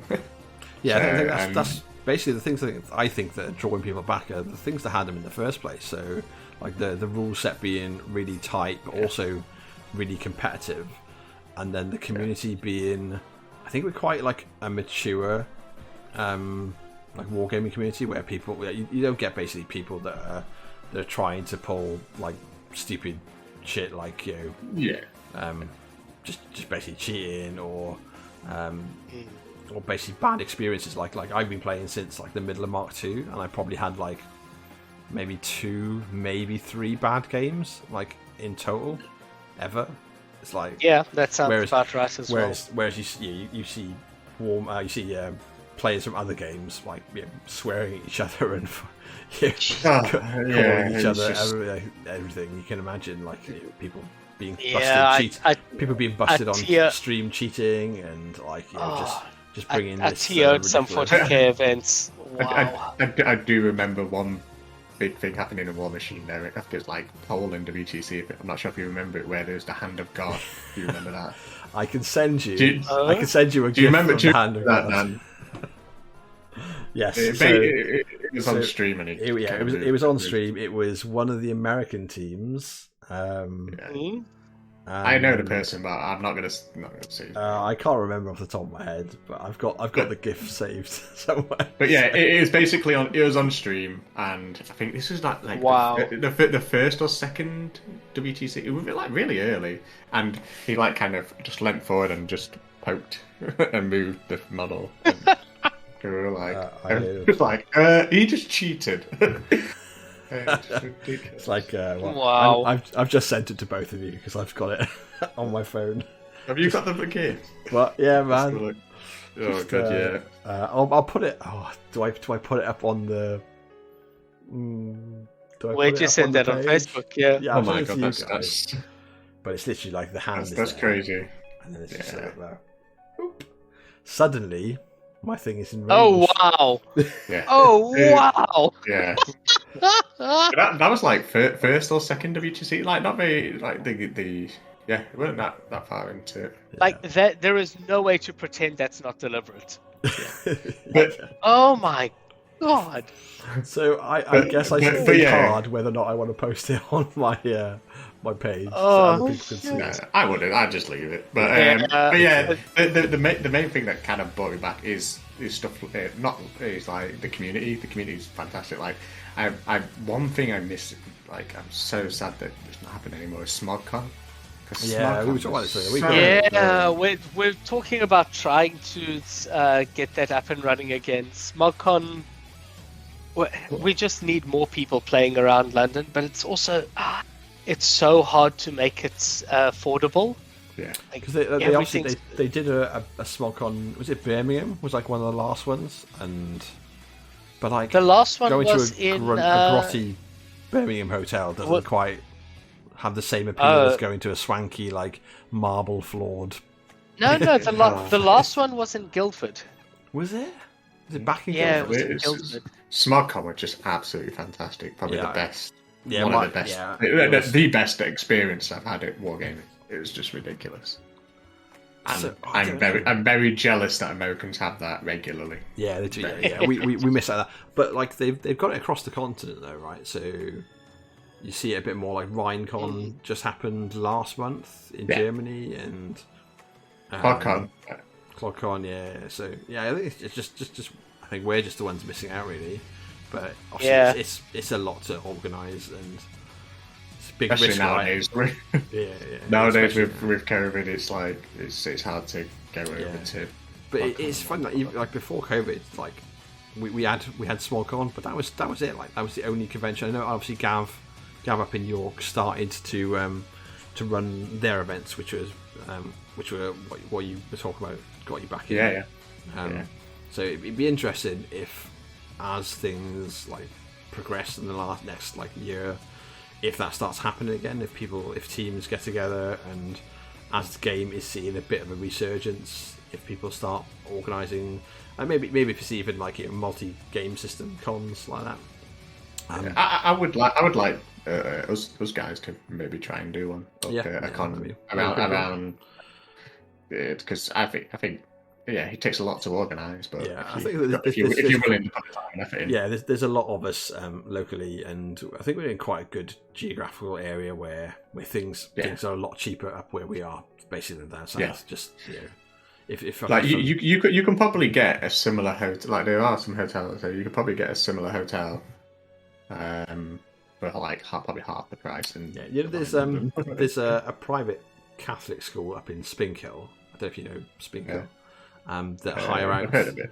Yeah, they hire out their like halls of residence and the like the halls and stuff for conferences, and so it might be that there's something really close to do on a different level, but it's something to look at as things get a bit more stable, because you don't want to put like time and effort into trying to organise and finance it only to 2 months into it have to pull the plug and be like shit. Yeah, exactly. Yeah, so which is fair.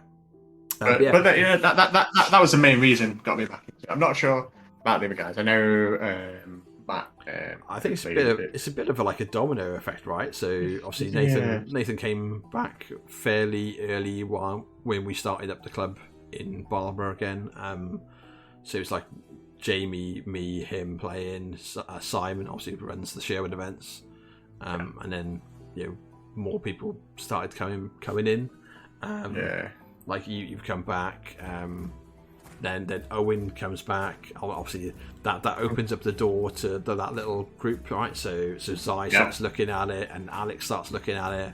I think Myers, out of their core group of mates, is the only one that hasn't. I don't think he will as well. Yeah, I think he's too far gone. But like Alex has talked about it, but he's got so many different game systems that they're playing and enjoying. It's hard to. Maybe the behemoth change might. Maybe Black Ivan is the flag that gets him back on. It's got really good. Like you say, the domino effect is just, and it's like I've made that gaming day. So we're having a gaming day on the 7th of November. Oh yeah, we should be actually talking about this, because there's space. I remember you said you wanted me to talk about it. So basically, on the 7th of November, we every Monday we go to a working men's club. It's like a hall. It's a miners' welfare, isn't it? Yeah, it's a hall with a bar. It's basically a pub, basically. And Nathan was like, asked the woman, was like, how much could we just rent this out for like a day? And she was like, I live across the road, so £10 an hour. And I was like, that sounds brilliant. Like on this, like it's gonna be a couple of weeks after when new rules come out, so everybody's got lists going around in their heads, so they're like just want to play, and a couple of weeks before the Sherwood team event as well. It's like a good spot. We're gonna literally just, I think if he said 9 till like 7. I think it was like 9 till 8 maybe. So like so we're just gonna play games all day. Maybe it's 10 till 8, but I assume people will start turning up about 9 to set up. But so basically it's like a full day of gaming at local. So if you are like what's not to love? If you're in like Midlands or the North East and are interested, just like chuck us a message or reach out on like the either my Facebook or like the general War Machine one. But yeah, basically we're just going to try and put it together however many people want to come. It'll be like essentially like a pre-book thing, so people don't lose out. So that'll work out the price based on how many people are going. Dom's the man with the plan, so he'll sort out money. Man with the plan. But it just means that like if like say X amount of people pull out, then whoever does go doesn't end up having to bite this extra fee basically. Exactly. It's fair. Because the thing is, things happen in life. Like people have to cancel. And COVID's a thing still, obviously.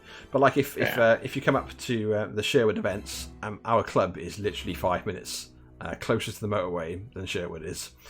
So you probably will essentially drive past our club or the village that our club is based in on the way to Simon's events if you go to the Sherwood stuff. So yeah. And the thing is, we have 11 players already, all from our meta. But the thing is, not all the players aren't like super competitive. Yeah, not everyone is. The different ranges of play. So like, if you're not too sure about coming up because you're like, oh, I might not enjoy it. If you don't want your face kicked in, it's fine. It's not going to be like that, and it's not a tournament. It's more. I wanted it just to be a relaxed day so people can just chat with their friends and have a game. Like, I want to try this against you. Can we have a game? And where can people get hold of you if they're interested? Kind of a link hunt. I'll put something up on my page, and I'll put like a link in the show notes or something, and then people can get in touch with Dom or with me, and I'll point them at him. Yeah, it's probably best off just getting in touch with you because you'd like it's on your stream, isn't it? So I can always just it's probably easier to find. Send a line of strangers to your Facebook, and you'll be fine. Oh no, I don't mind that. That's fine. It's all good. But it's going to be such a great day. Lots of testing and having a laugh basically. Yeah, I'm looking forward to it because we've got this like really good group of people where some you can basically dictate and ask for whatever. So if you don't want to play, if you want to play against like Aurora bullshit, I'll bring it. But if you don't, then I'll bring Grimkin. That sort of thing. And people are willing to cut you some slack. So like if you're coming back into the game, we don't. I think that mindset of the past where you expect to have your face kicked in is gone a little bit. And just because I think we're a bit more precious about like the numbers, so we don't want to put people off who are coming back or are new. That mindset is also. It also gets overstated. Yeah. It's mostly a problem if you've got a small meta. Yeah. Because if you've got a small meta, you've got very few, if any, newbies.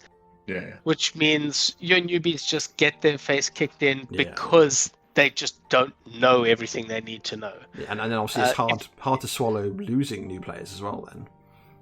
Yeah. Exactly. Our old Sheffield meta used to be like that. It used to be like, first time if you're a new player, the first time you're going to play against one of us, you're going to get smashed, but you're going to learn from it, and then it kind of like because everybody was just so competitive, and it was quite a toxic environment to be in. But that's why this new community I'm within now is just fantastic because everybody's just really nice and just wants to have fun and play games. So. It's cool. Yeah, you That's get really cool. any level of the game you want to play, you can basically get, which is cool. So there we go. That's that plugged successfully. Good to remember. Great. We're like an hour and a half in, so we can spend a little bit of time if you want to, and just wish list away for my wish list is huge. Is it? Is it all minions though? Is it like? It is mainly minions related, So, but I'll start off with minions. Yeah. So you guys can chat. I was going to go with before we go into factions. Yeah. Is say a few things I think that they're going to miss out on if they don't review these things as a whole. And one of them, like I said, was prey, but one of them is structures. Like I see the well, and that's it. Like I see the well. See the well and the gateway. And the gate, and that's it though, right? And there's literally structures. There's the shrine of the lawgiver. That's a serious missed opportunity. Yeah, the shrine and the signal one. the signal, the trench bunkhouse or whatever. I've literally never seen that ever. Yeah, I thought, and I assume, well, if from a player's point of view, it seems like they basically missed the goalposts so widely on them. They really did. That basically no one ever played them that I've seen. Obviously, I'm sure that people are playing with their mates and have them, but I've never seen them on the table. The Shrine of the Lawgiver was close-ish, just never quite not there. Close enough, right? But I think, yeah. But they kind of they did them. Then they did the well and the gate, which obviously were certainly the gate was an auto include. The well was definitely an auto include for some time for Circle, and then it became do you, don't you? But that's what they got that right. But basically, the well's going to become an auto include again. Yeah, as soon as the right quest models get nerfed, the well becomes an auto include. Yeah, because you get more quality mods. But they kind of just got that far and then just let it go. So they didn't even finish doing the Warmachine factions or the Hordes factions. Yeah, it's just so that feels like a missed opportunity if they don't basically update the structure rules in general and make the ones that aren't played worth playing, and then obviously it gives them some design space to develop ones for the factions that don't have a structure. And go right, let's learn from our mistakes and let's make some money. A pig factory. Yeah, absolutely, like a pig factory or a swamp, like a spawning swamp for gators or something. And then I could put Shrek in it. But I think another big thing that I feel like they need to get right is the Colossals and the Gargantuans. The Colossals and Gargantuans are mostly there. The ones that I feel they really need to refocus is the battle engines.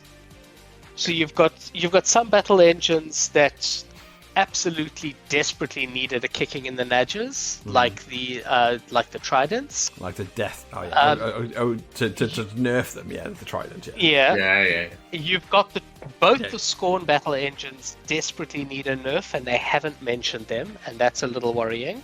Yeah, because Scorn heavies don't really see play, and they don't see play because of the exactly the same reason that you didn't see Retribution Warjacks.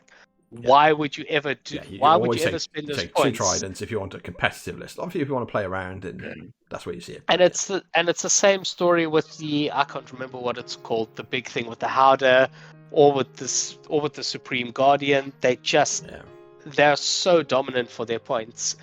And similarly, on really bad for its points, the poor Death Knell needs so much help. Man. It's sad. It's just so sad. Yeah. It's bad support. The Trident's getting nerfed, but even a post-nerf Trident, right? Mm-hmm. Look at what you're getting for 3 points extra on the Trident compared to the bloody Death Knell. Yeah. You're getting much better support. Just Shipstream on its own is better support than the armor buff you're getting from the Death Knell.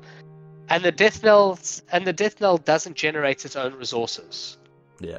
Even generating one a turn is more than the bloody Death Knell's generating. Yeah. So it's a bad support model. In addition, it's got no output. You've got the Power 16 slamming charge out of a damned what's it called? Out of the freaking Trident. Yeah. Plus 3D what's the name? 3D cannon shots. At Power 13. Come on, how is this even a thing? And we've still got ret players, spitting out the dummy that they don't think this is good enough to play. And they might be right. I don't think they are, but they might be. Yeah, but if they're right, Death Knell is just embarrassing. Yeah, it's got its power 10 mount, and then its power 10 reach to fishing rod, which is got a finisher, but maybe.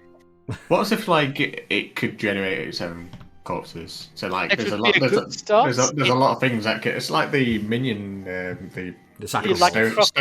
Big stone. I think it's its own souls. I would basically like it to generate its own corpses, and instead of either have it do something more, but if you don't give it a quality of life, just drop it by 3 to 4 points. Yeah. I think he should be way less points than. I could see 8 to 10 points for a Death Knell as it stands. Yeah, with a corpse generating mechanic. I'd like to see it with generate its own corpses and then have like one of those models that's got like 3 options for what else it can do. And then that enables the non-clockatrice heavies as well. Yeah, basically. That'd be interesting. It enables piggybacks. It stays a proper support model, but has abilities that can do other things. Let it do things like the stones do. The stones do something in addition to the armor. It could give beacon to a model because, Grimkin are very low on their threat ranges. A variety. There's so much stuff they can do. It just takes a little bit of design to get there. The thing is, looking at the changes that she's made already, I think that Death Knell will probably get a decent change. Yeah, it would be nice. Oh, just for shits and giggles that nobody pays attention to, by the way. The Death Knell's also got 10 fewer boxes than every other battle engine. It's only got 20 boxes. Everything else is on 30 or 32. I think is it the War Wagon has like sort of ridiculous 38 or something. Oh yeah, some of the really stupid. Because I started playing it and I'm like, oh my god, why is this thing got so many? The Kado and the Troll ones are the next most fragile is the Wraith engine, which has got about 24, but it's also incorporeal. So there's an excuse there, for sure. Yeah. So that's my big thing with structures. Yours is. Dom's was colossal. Dom's was colossal. Yeah, because it's a similar thing. It's a similar thing because like the power in colossals and gargantuans in terms of like between themselves. So like the Dracodile is just awful. Yes, you're right, boss. Kador will Kador. Yeah, Kador has all the boxes. The Dracodile is awful. There's some other. What is it? The Bald Wrath, awful. The House, awful. But then the Judicator, like you said, is just ridiculous. Like, and that's obscene. Well, one of the things that Faye was saying about her, like how she's doing adjustments, was she takes, like she said, for Jack, for instance, she'll take the base line Jack for that faction, so say the Crusader, and then go right. So she'll go. This is the Crusader. This is whatever. Is there a character? Oh, yeah, like so it says Fire Salvation and go, how much points more than the Crusader should he be?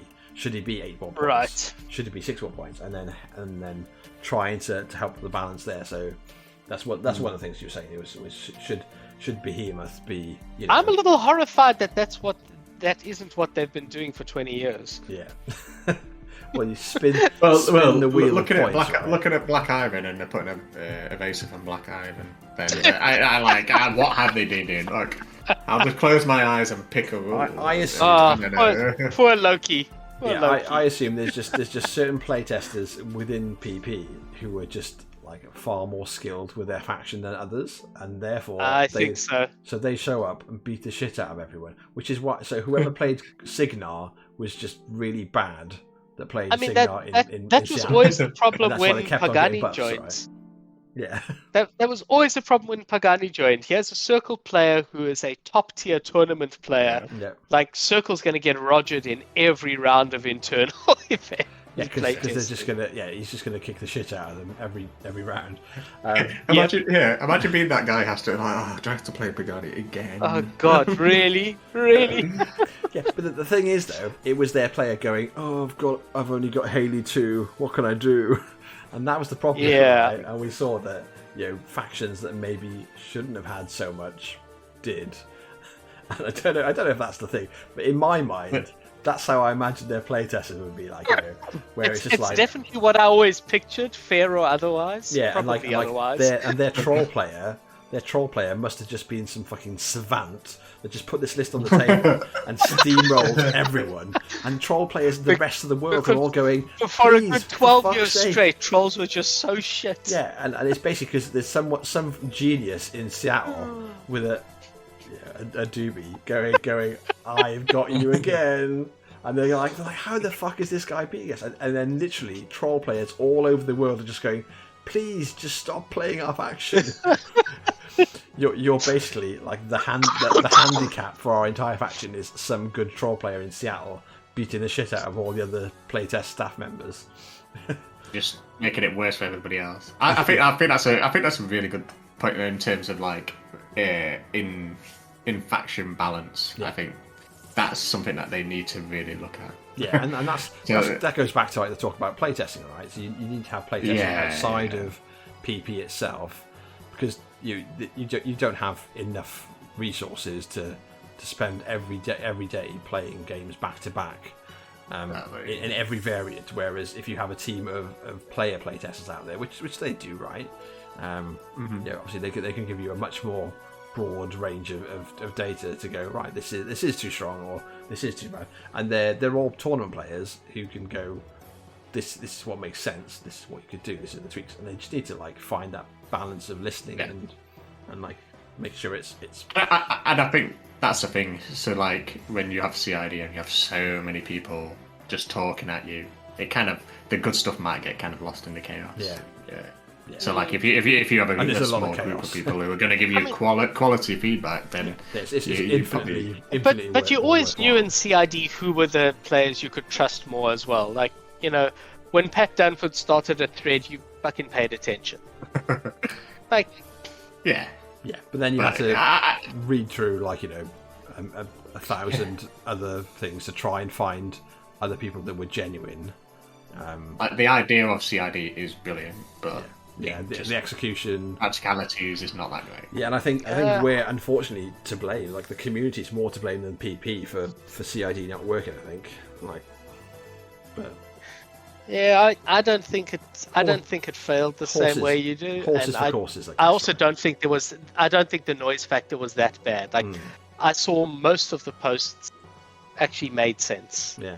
I don't think there was as much noise. The thing is, I think Faye actually said that the noise was one of the reasons. Was one of the big problems. I think it was something along them lines. That's what I gathered from her conversation. I remember Hungerford saying something very similar as well. That basically the time spent to go through to find the good stuff was like it just took too much resources. But the thing is, let's say, I don't know, one of the Polish WTC members never posts on CID, but then that one time he does post it and it's actually quality feedback. You have to make sure you go through every post just to make sure that. Is it a good point or not? That could be basically a member of staff spending like half of their day just going through forum posts. You actually needed someone to basically treat it as their full-time role. Yeah, and it could be they spend half their day and literally find just a pile of shit, and their day's wasted. Or they could find something like some genius insight, but you don't know till you've spent that resource. And as a company where a lot of people have multiple roles, it's hard to swallow, right? So. Fair enough. I mean, it might have been too expensive to do it right. Yeah. That's possible. So, how else are people's wish lists? Okay, so that's my wish list. That was my wish list. Prey, structures, and then basically huge bases, right? So my wish list is almost entirely, even though I've been kind of gushing over Legion, my wish list is almost entirely Crix. I have barely played my Crix. The glory days. Sorry? You want to return to the glory days? I want to return to the glory units. Yeah. I don't want them to focus everything on Jacks. Like, I'm very happy to see Death Jack down at 18. Mm-hmm. It's exciting. It's fun. I think it'll get him on the table. I want Crix infantry playable again. Like, this is why you played Crix. You wanted the infantry on the table. Yeah. I want Satixus Raiders. And I know I'm pushing my luck here. I want the old Necrosurgeon Mechanothrall combos working again. I want the 18-inch Mechanic Cannon going again. That was such fun. You do realise that Harvey's probably going to come back now. After all these things, I think Harvey's. I mean, Harvey never went anywhere. Yeah, that's true. I feel like I feel like she's not as prevalent now. But, only because Cyrenia is just pushing her out a bit. But I think Harvey's always relevant. Harvey will probably be, because in more infantry, Harvey loves it. I think most competitive men off lists, so for a long time, have been Harvey Cyrenia or Harvey someone though. So yeah, more infantry just means more Harvey burning them up on the table, and keeping her own. Maybe it'll be alive. Harvey Thyra with the buffs coming in. That could be a really nice pairing. It just makes me so scared for everything else. So, like seeing Thyra's buffs, I'm just like, please. Make Caliban absolutely great. No boss for leader, not Bane Knights, not Banes. I don't give a shit about Banes. I want Mechanothralls, I want Soul Hunters, I want what's the name? I want Bile Thralls. Yeah, I'm that guy. I want Bile Thralls to rock again. A bit like a Gatsby 2 list. I almost took some Bile Thralls with my Aurora 1 list. I was like, do I want to have some like super infantry like clear? That's just not worth it. But when they slapped him in the face. when they have parry and flight and 2-inch extra movement, like maybe they will be. They might maybe and they go down some points, and we'll see. So let's do like a quick fire through the factions then. So obviously we know where Evan's heart lies in this whole process then. So it's all about Crix now. So Signar, what would you like to see changed in Signar? I guess obviously it'd be nice to see the structure. Obviously, I've never seen it on the table. Yeah.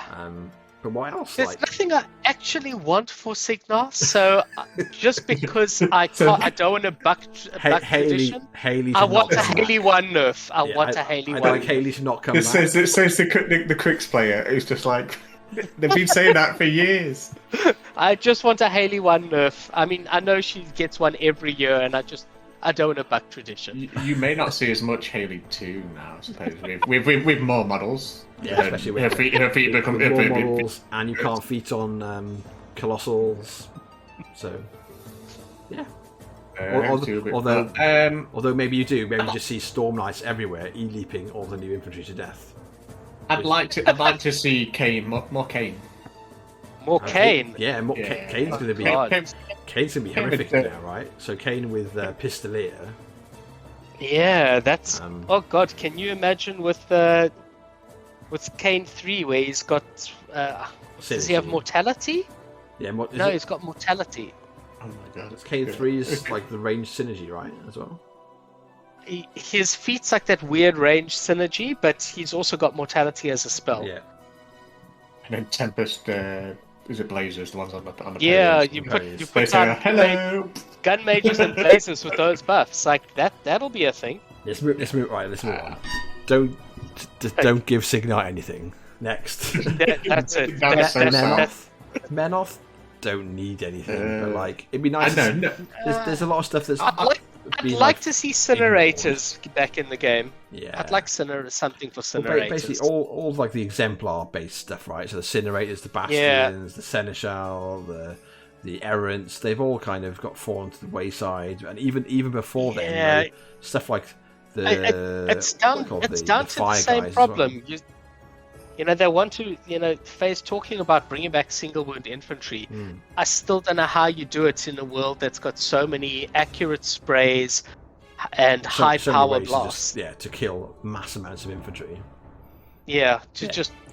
Almost. And it's almost as if they should know. Yeah, basically, they needed to not make the blast damage change if they wanted infantry to still be viable, right? I don't know what they were thinking. My poor Statixis that I want back on the table just became less viable. Yeah.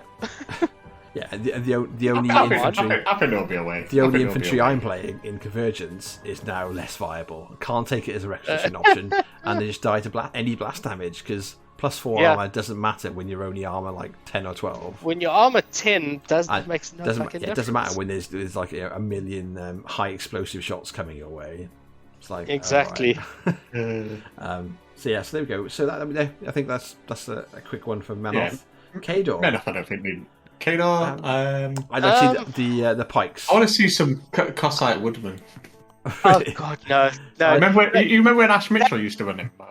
That's a bridge too far. I want to see Iron Fangs back in the game. I find Pac-Man the Black Dragon. I want to see Legion of Steel. Yeah, Legion of Steel. Because I don't think that needs much. It needs a little something. It doesn't need much. I don't want to see like gun lines particularly boosted, which means I don't want to see. Yeah, exactly. I don't want to see Winter Guard going crazy. Guard or gun carriers. She does say that she is looking at gun lines generally, so it does make me kind of think that maybe they might not be looking to improve. I'd love to see Legion of Steel get a bit of love. Yeah, me too. That's Crix, obviously, you already gushed on briefly. Yeah. Retribution. I want them to have lists that don't have tridents in.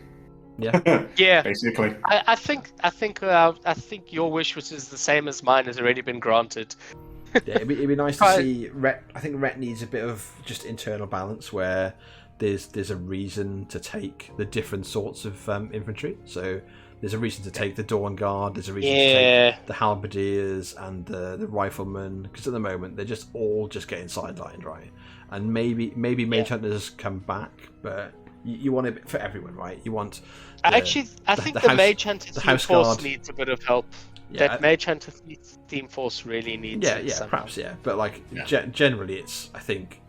Yeah, the infantry have fallen far behind now. So you want basically some help for the Dawn Guard, some help for the House Guard, and some help for the Mage Hunters. And Agreed. You don't need to really. The Jacks are relatively. The Jacks are fine. They're in a good space. Yeah. And then Convergence. I think the same, right? I think they just need more stuff. To be able to play. All the infantry basically could do with a little bit of help, and the battle engine, like the TEP was like the gold standard, right, for battle engines, and then they basically and then the other battle engines just raced so far past it, it just got left behind, and it's like, well, what is it? But the one I really want to see upgraded. Yeah, the one I want to see upgraded, get some love, is the clockwork guys with the interlocking shields. Yeah, the obstructors. Are they reciprocators? Obstructors. What the single wound one? Yeah. I think generally, I think the single wound and the medium base infantry could basically both get a look in. Maybe some of the heavies get tweaked just points wise. That's probably enough because they're interesting. They've all got something to do. I think it's basically like points reductions generally, which we're going to see. But yeah, the infantry needs a little bit of love, and the TEP needs to get basically put back into the game as viable. Yeah. And that's it. Yeah, maybe. I mean, is the TEP not viable nowadays? No, man. There's so much can just kill it in one round. So it basically has 1 round of spraying and then just gets taken off the table. There's two. I remember the days when design issue with it. I remember the days when people used to like wish they had loads of angels and convergent players. Yeah. And now look at them now. Everywhere. It's kind of a bit. You see an angel and you start losing your lunch. Yeah, pretty much. So that'd be cool to see. I might actually have to buy some TEPs. I don't have any. I've got 2 primes. I've got cool, man. I got Prime Axiom, Prime Complex, like both magnetized, but I don't have any TEPs because they were just too bad. Just never bought one. They were super good. They were immense. Like you'd be able to hose 4 dice damage. Basically you'd be able to hose down the heavies with them. And now you're like, can you even kill one heavy before that heavy just comes in and kills you? Like in most lists, no, which is real sad. Crucible Guard obviously just had like a load of changes. I'm not sure they need much. I doubt that. I doubt they'll get anything. Yeah, really. maybe the tiniest. Didn't they say that the small Crucible Guard? Yeah, so they say it's Crucible Guards and Infernals. I think have just two recently had stuff, so they're unlikely to see as many changes, which is fair. Which is what the next one I was going to mention is Infernals. I'd like to see the Dark Sentinels like actually make a difference. You're never really going to see much. I mean, for me, it's there are three things I'd like to see in Infernals. I'd like to see the Soul Snake get some help. Yeah. Like a 1 or a 2 point strength buff. I'd like to see the Lamenter, the melee light, get some help. Because there's no reason to ever take one right now. And I'd like Valen Haak to get a bit of an active support ability. Because he's got 2 support abilities and both of them are completely... they're not only passive, but they're situational. Unless your opponent's bringing knockdown or stationary. What's it called? A stationary. He's just a combat solo. Yeah. And he's a bit expensive for what he's bringing. Then he is now. Yeah. So I'd like him to have some sort of active ability. Hopefully one that buffs Howlers, because Howlers. I completely forgot about Howlers when we started talking about them because I don't own them because they're pointless right now. Yeah, it'd be nice to see them having some role. Yeah, but them and the weapon attachment for the cultists. Yeah, and yeah, we don't need to see a lot.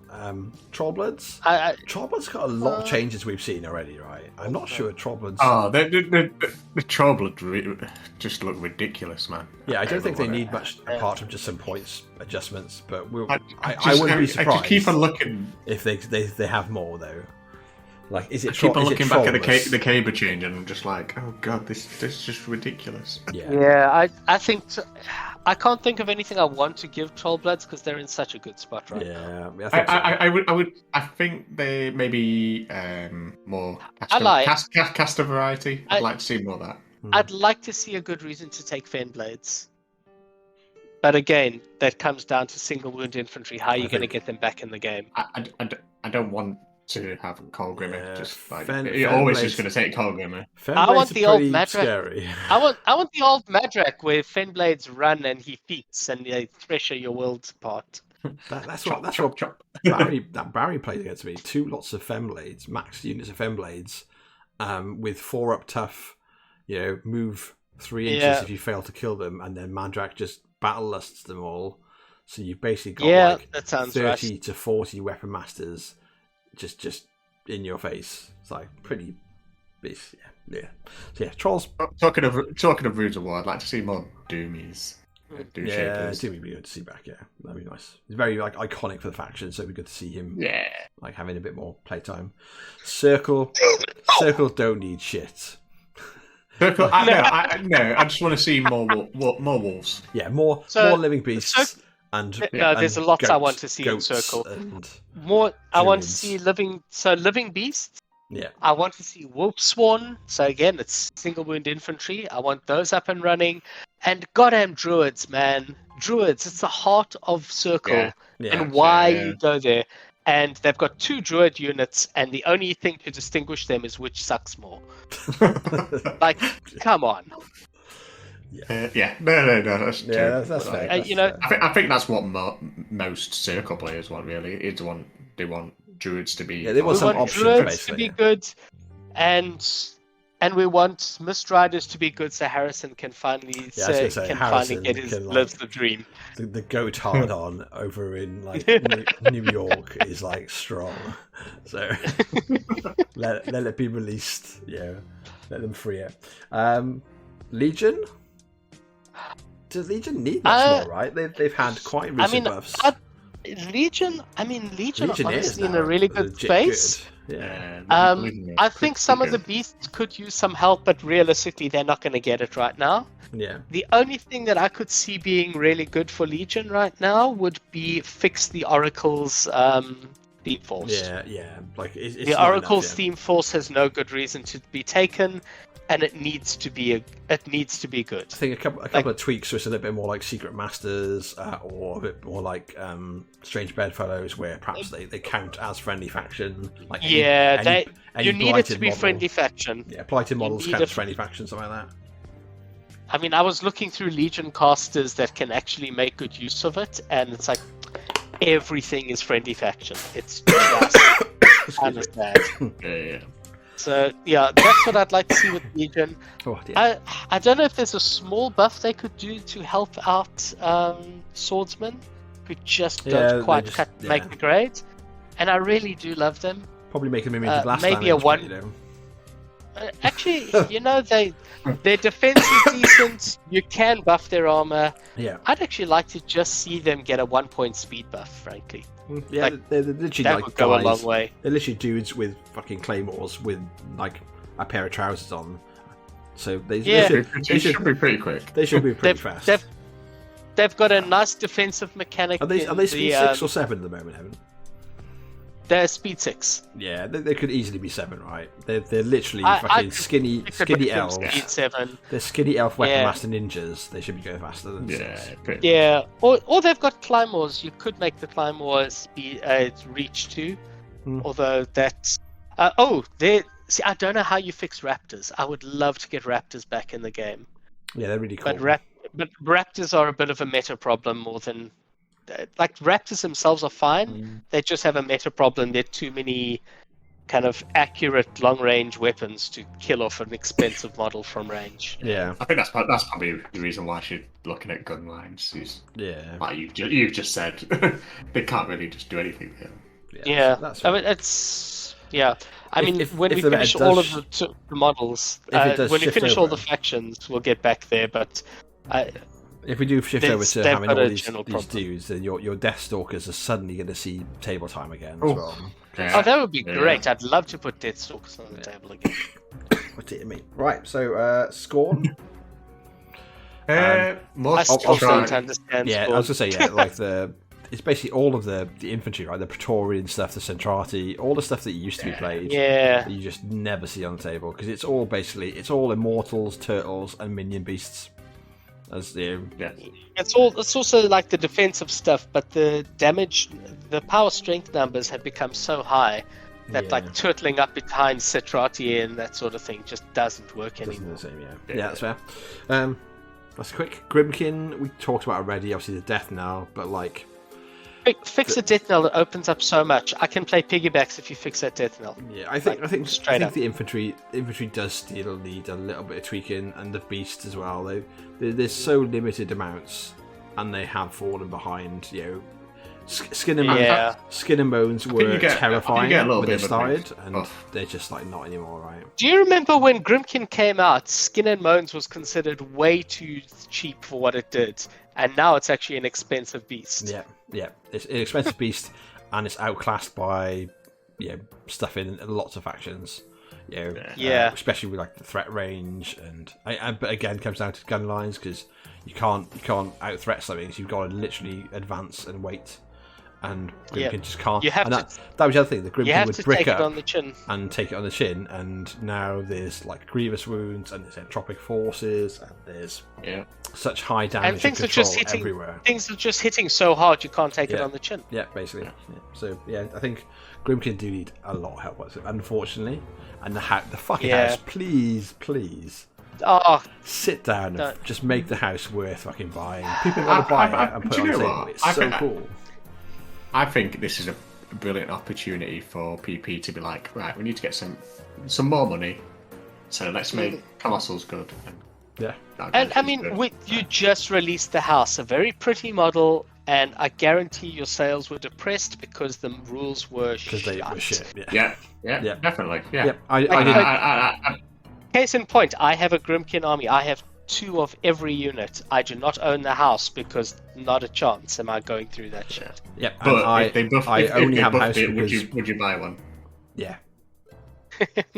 I didn't buy the house because I was like, the rules are shit. I'm not spending like £100 plus on that model. And the only reason I've got one is because I had a bunch of like 40k stuff to trade for one. So yeah. But, that makes sense. And then the last 2, we'll do Mercs first because then Dom can have his way with the last one. So Mercs, Mercs is impossible to guess, right? There's so much stuff. Right? Yeah, Cephalix, man. Oh, yeah, that's fair. It's fair call. Cephalix, maybe dwarves. Cephalix, dwarves, and then just basically the rest is just. It's really hard, right, to balance Mercs. Yeah, I mean, Mercs are always a problem because if you make Mercs good, you typically make someone who uses Mercs overpowered. It's a little bit better than it used to be because obviously so you're used to less units. But yeah, I think teams have made that less of a problem. I think Cephalics and Dwarves is a good call. Start there and then see, and because obviously Cephalics and Dwarves are very limited in what they are, right? So you can use a tiny bit of Cephalics with Cricks, and you can use a tiny bit of Dwarves with other factions, but mostly they're pure mercs almost, which means you can buff them without having too much splash over. I just love McBain, so I'd like to see more McBain. McBain! Yeah, it's pretty so cool. Fair enough. That's legit. Yeah, I like the idea of the Cephalics. And what's nice about a lot of those is even though 1 or 2 units and solos can be used in, as mercs, you usually don't have access to enough of them to get all the synergies. Yeah, you can't use the full spread. So they can do it right. Yeah, basically. Yeah. It gives them, it's like that. It's narrow enough that they can basically make a bunch of merc lists a lot stronger without it really splashing over into other factions. And then, exactly. I'm going then, Dom. What do minions need? This quite. No, the main thing for me is I want to see Barney 2 changed. Yeah. He has the same feat pretty much as Butcher 3, but Butcher 3 doesn't have to kill his own dudes. Yeah. Like I get the theme. It's great. It's fantastic. He's probably going to get a point more Warbeast points because we've seen with the rest that the theme is that people with units and stuff are going to get more Warbeast points. But yeah, it's just his feet really, and the Warbeast points, and I think he'll be all right. Just be able let me get 7 Fury for free. Yeah, be okay. I think it'd be nice to see some of the underwhelming stuff, like some of the Pharaoh and the Gatorman units that you never really see on the table. Definitely. You see Valkyries, Valkyries are everywhere, but what are the pig units you see? Slaughterhouses. I actually played Brigands not long ago. Croaks. I played Brigands and I was like, oh, these aren't too bad. And then I went to charge and I was like, right, I only have 8.5 inch threat. That's rubbish. So like something just like a desperate pace, just for Brigands or Slaughterhouses. I like the whole minions faction is it's pretty weird because the only 2 good themes are will work for food, and which you can take everything, or the good shit basically, or you rely on trolls, or trolls. So I think there's a lot of work that needs to be done in terms of, and like you say, croaks are big. Bog chogs. Bog chogs ambushes. So two Mark II iconic merc minion units I'd really love to see get some more lifelines are obviously Croaks and Salina and the Nis Hunters. Yeah, Nis. Nis are big as well. Yeah. When's the last time you saw those? Maybe in a Helga 2 list. Could be alright in that. I remember those being nightmares in Mark II, sitting under a star-crossed bubble. It's because they were Death 15, and they got to Death 14, and people were like, "Yeah, they're pretty crap now." And I'm like, "It's crazy that one piece of death really makes people go on them." Well, it was 1 point of death, and mat values went up from Mark II to Mark III. Yeah. I used to really like running them with. And you took Disgorger with Alara because making them immune to blast damage was legit. Just run around. I legit used to enjoy those with Denny 1. One last thing, the Ironback Spitter. Just please let him do more than one shot. And I get it that you can take him with Rask and increase his strength by 6, but I want to be able to take him with other things. So let me use a different cast than let there Rask be some variety. No, that makes sense. Yeah. So okay, well, yeah, that was very nice, succinct, quick fire frothing of what you'd like to see in each faction. It's pretty cool. So one last thing on what I think is sort of make or break for this whole endeavor. Yeah. Which is across the board. Look at the stuff that preys on single wound infantry. Yeah, if you want infantry to be back in the game, then you can't encourage. You can't take away the tools to protect them. All of the tools to protect them. Get rid of. There's about 3 or 4 models now that have got what's it called? Where within 5 inches you get +2 to hit. Get rid of all of that. No, it's not vet leader. It's where if the enemy is within 5 inches of you, you get +2 to shoot them. Oh, mark target. Mark target. No. Mark target. You still have to.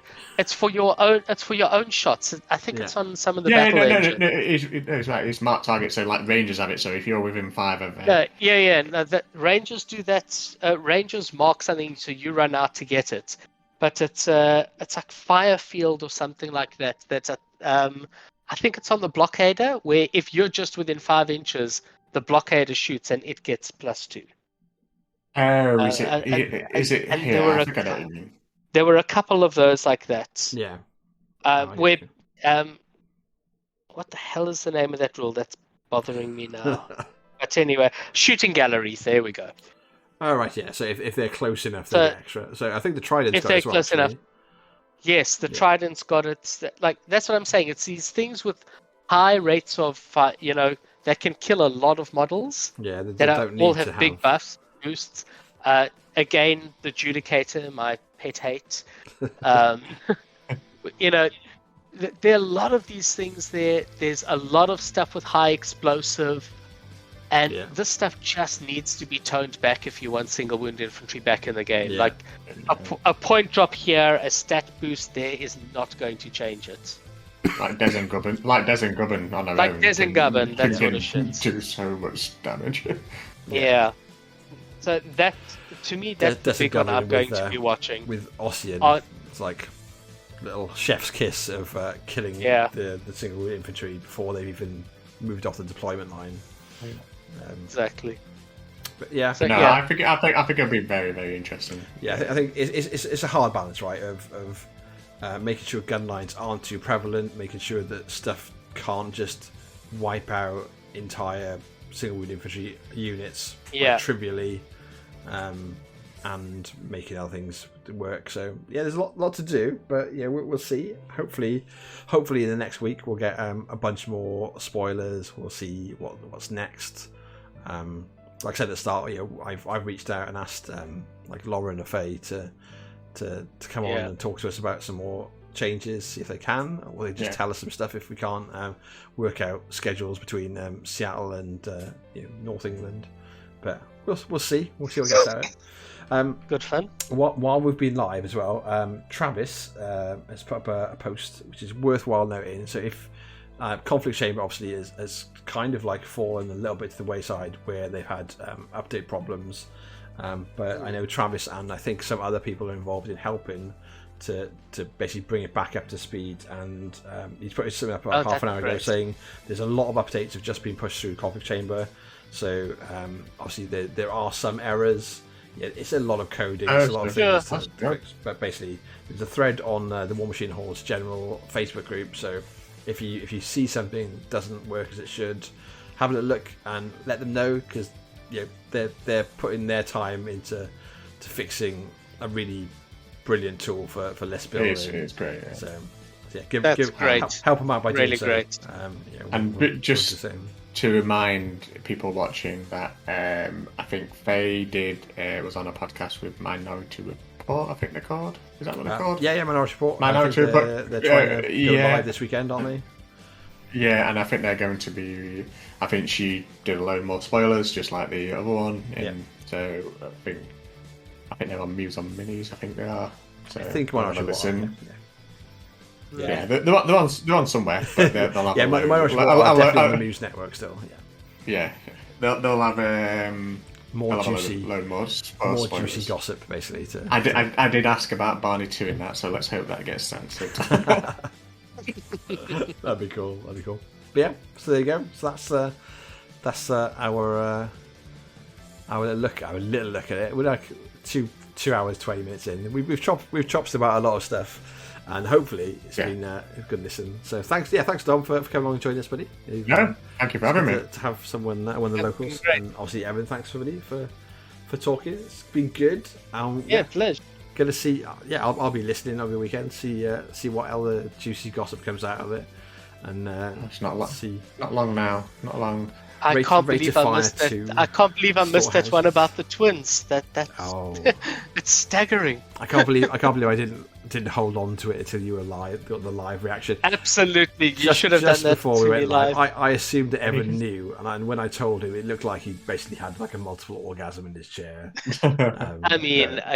You're not wrong. Like there's some cleanup work here.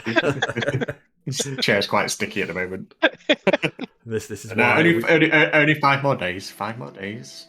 Oh wow! Stop the clock. Yeah, this would be cool. Is it 5 more days? I thought it was due on the 25th. No. All the spoilers are released on the 21st, and it gets put into it gets put into War Room on the 25th. Oh wow, that is amazing. Except here's the downer though. Except that in the last update that we've just gone through, one of the things that Faye has said is there might be a delay occur and some mistakes might happen. So hopefully 5 days. If it says that Haley 2 gets deleted, I'm fine with that. Just that's Haley. Not a mistake. That's not a mistake. That's Haley, absolutely not a gets mistake. removed from the game. Yeah, just no more Haley, no more Daddy. We will forgive you, Faye. We'll forgive you. We love you. As a side effect of Nemo 3 opening the portal to the Cyrus galaxy, Haley and Denny's parents just ceased to ever exist. So neither of those casters are in the game anymore. Justify it as a way to just make your storyline writers actually work for a living. Like the stupid get out of jail free nonsense of a time traveler, it just needs to go. It's like enough already. It's for the good of everyone. Or be mind controlled. They did that in World of Warcraft, and that was awful. So much mind control. Right, there we go. Yeah, we'll wrap it up though with that and get on our way. But thank you very much for watching. Don't forget you can support us by basically just feed them social media gods, subscribe, follow, whatever you want to do. And ask us questions. I'll try this week and get our Discord actually up live so people can come and ask questions there and arrange games. But that'll be interesting. But my little boy's school has closed because there's a COVID surge in our tiny little village. So he's home all week, which means I might not get as much done as I had planned. But we'll see. We'll see what I do. So thanks for joining us, and we'll leave it at that. Thanks guys for joining us, and I'll see you in the club soon. Good night. Yeah. See you later. Great stuff. Bye. Cheers, folks.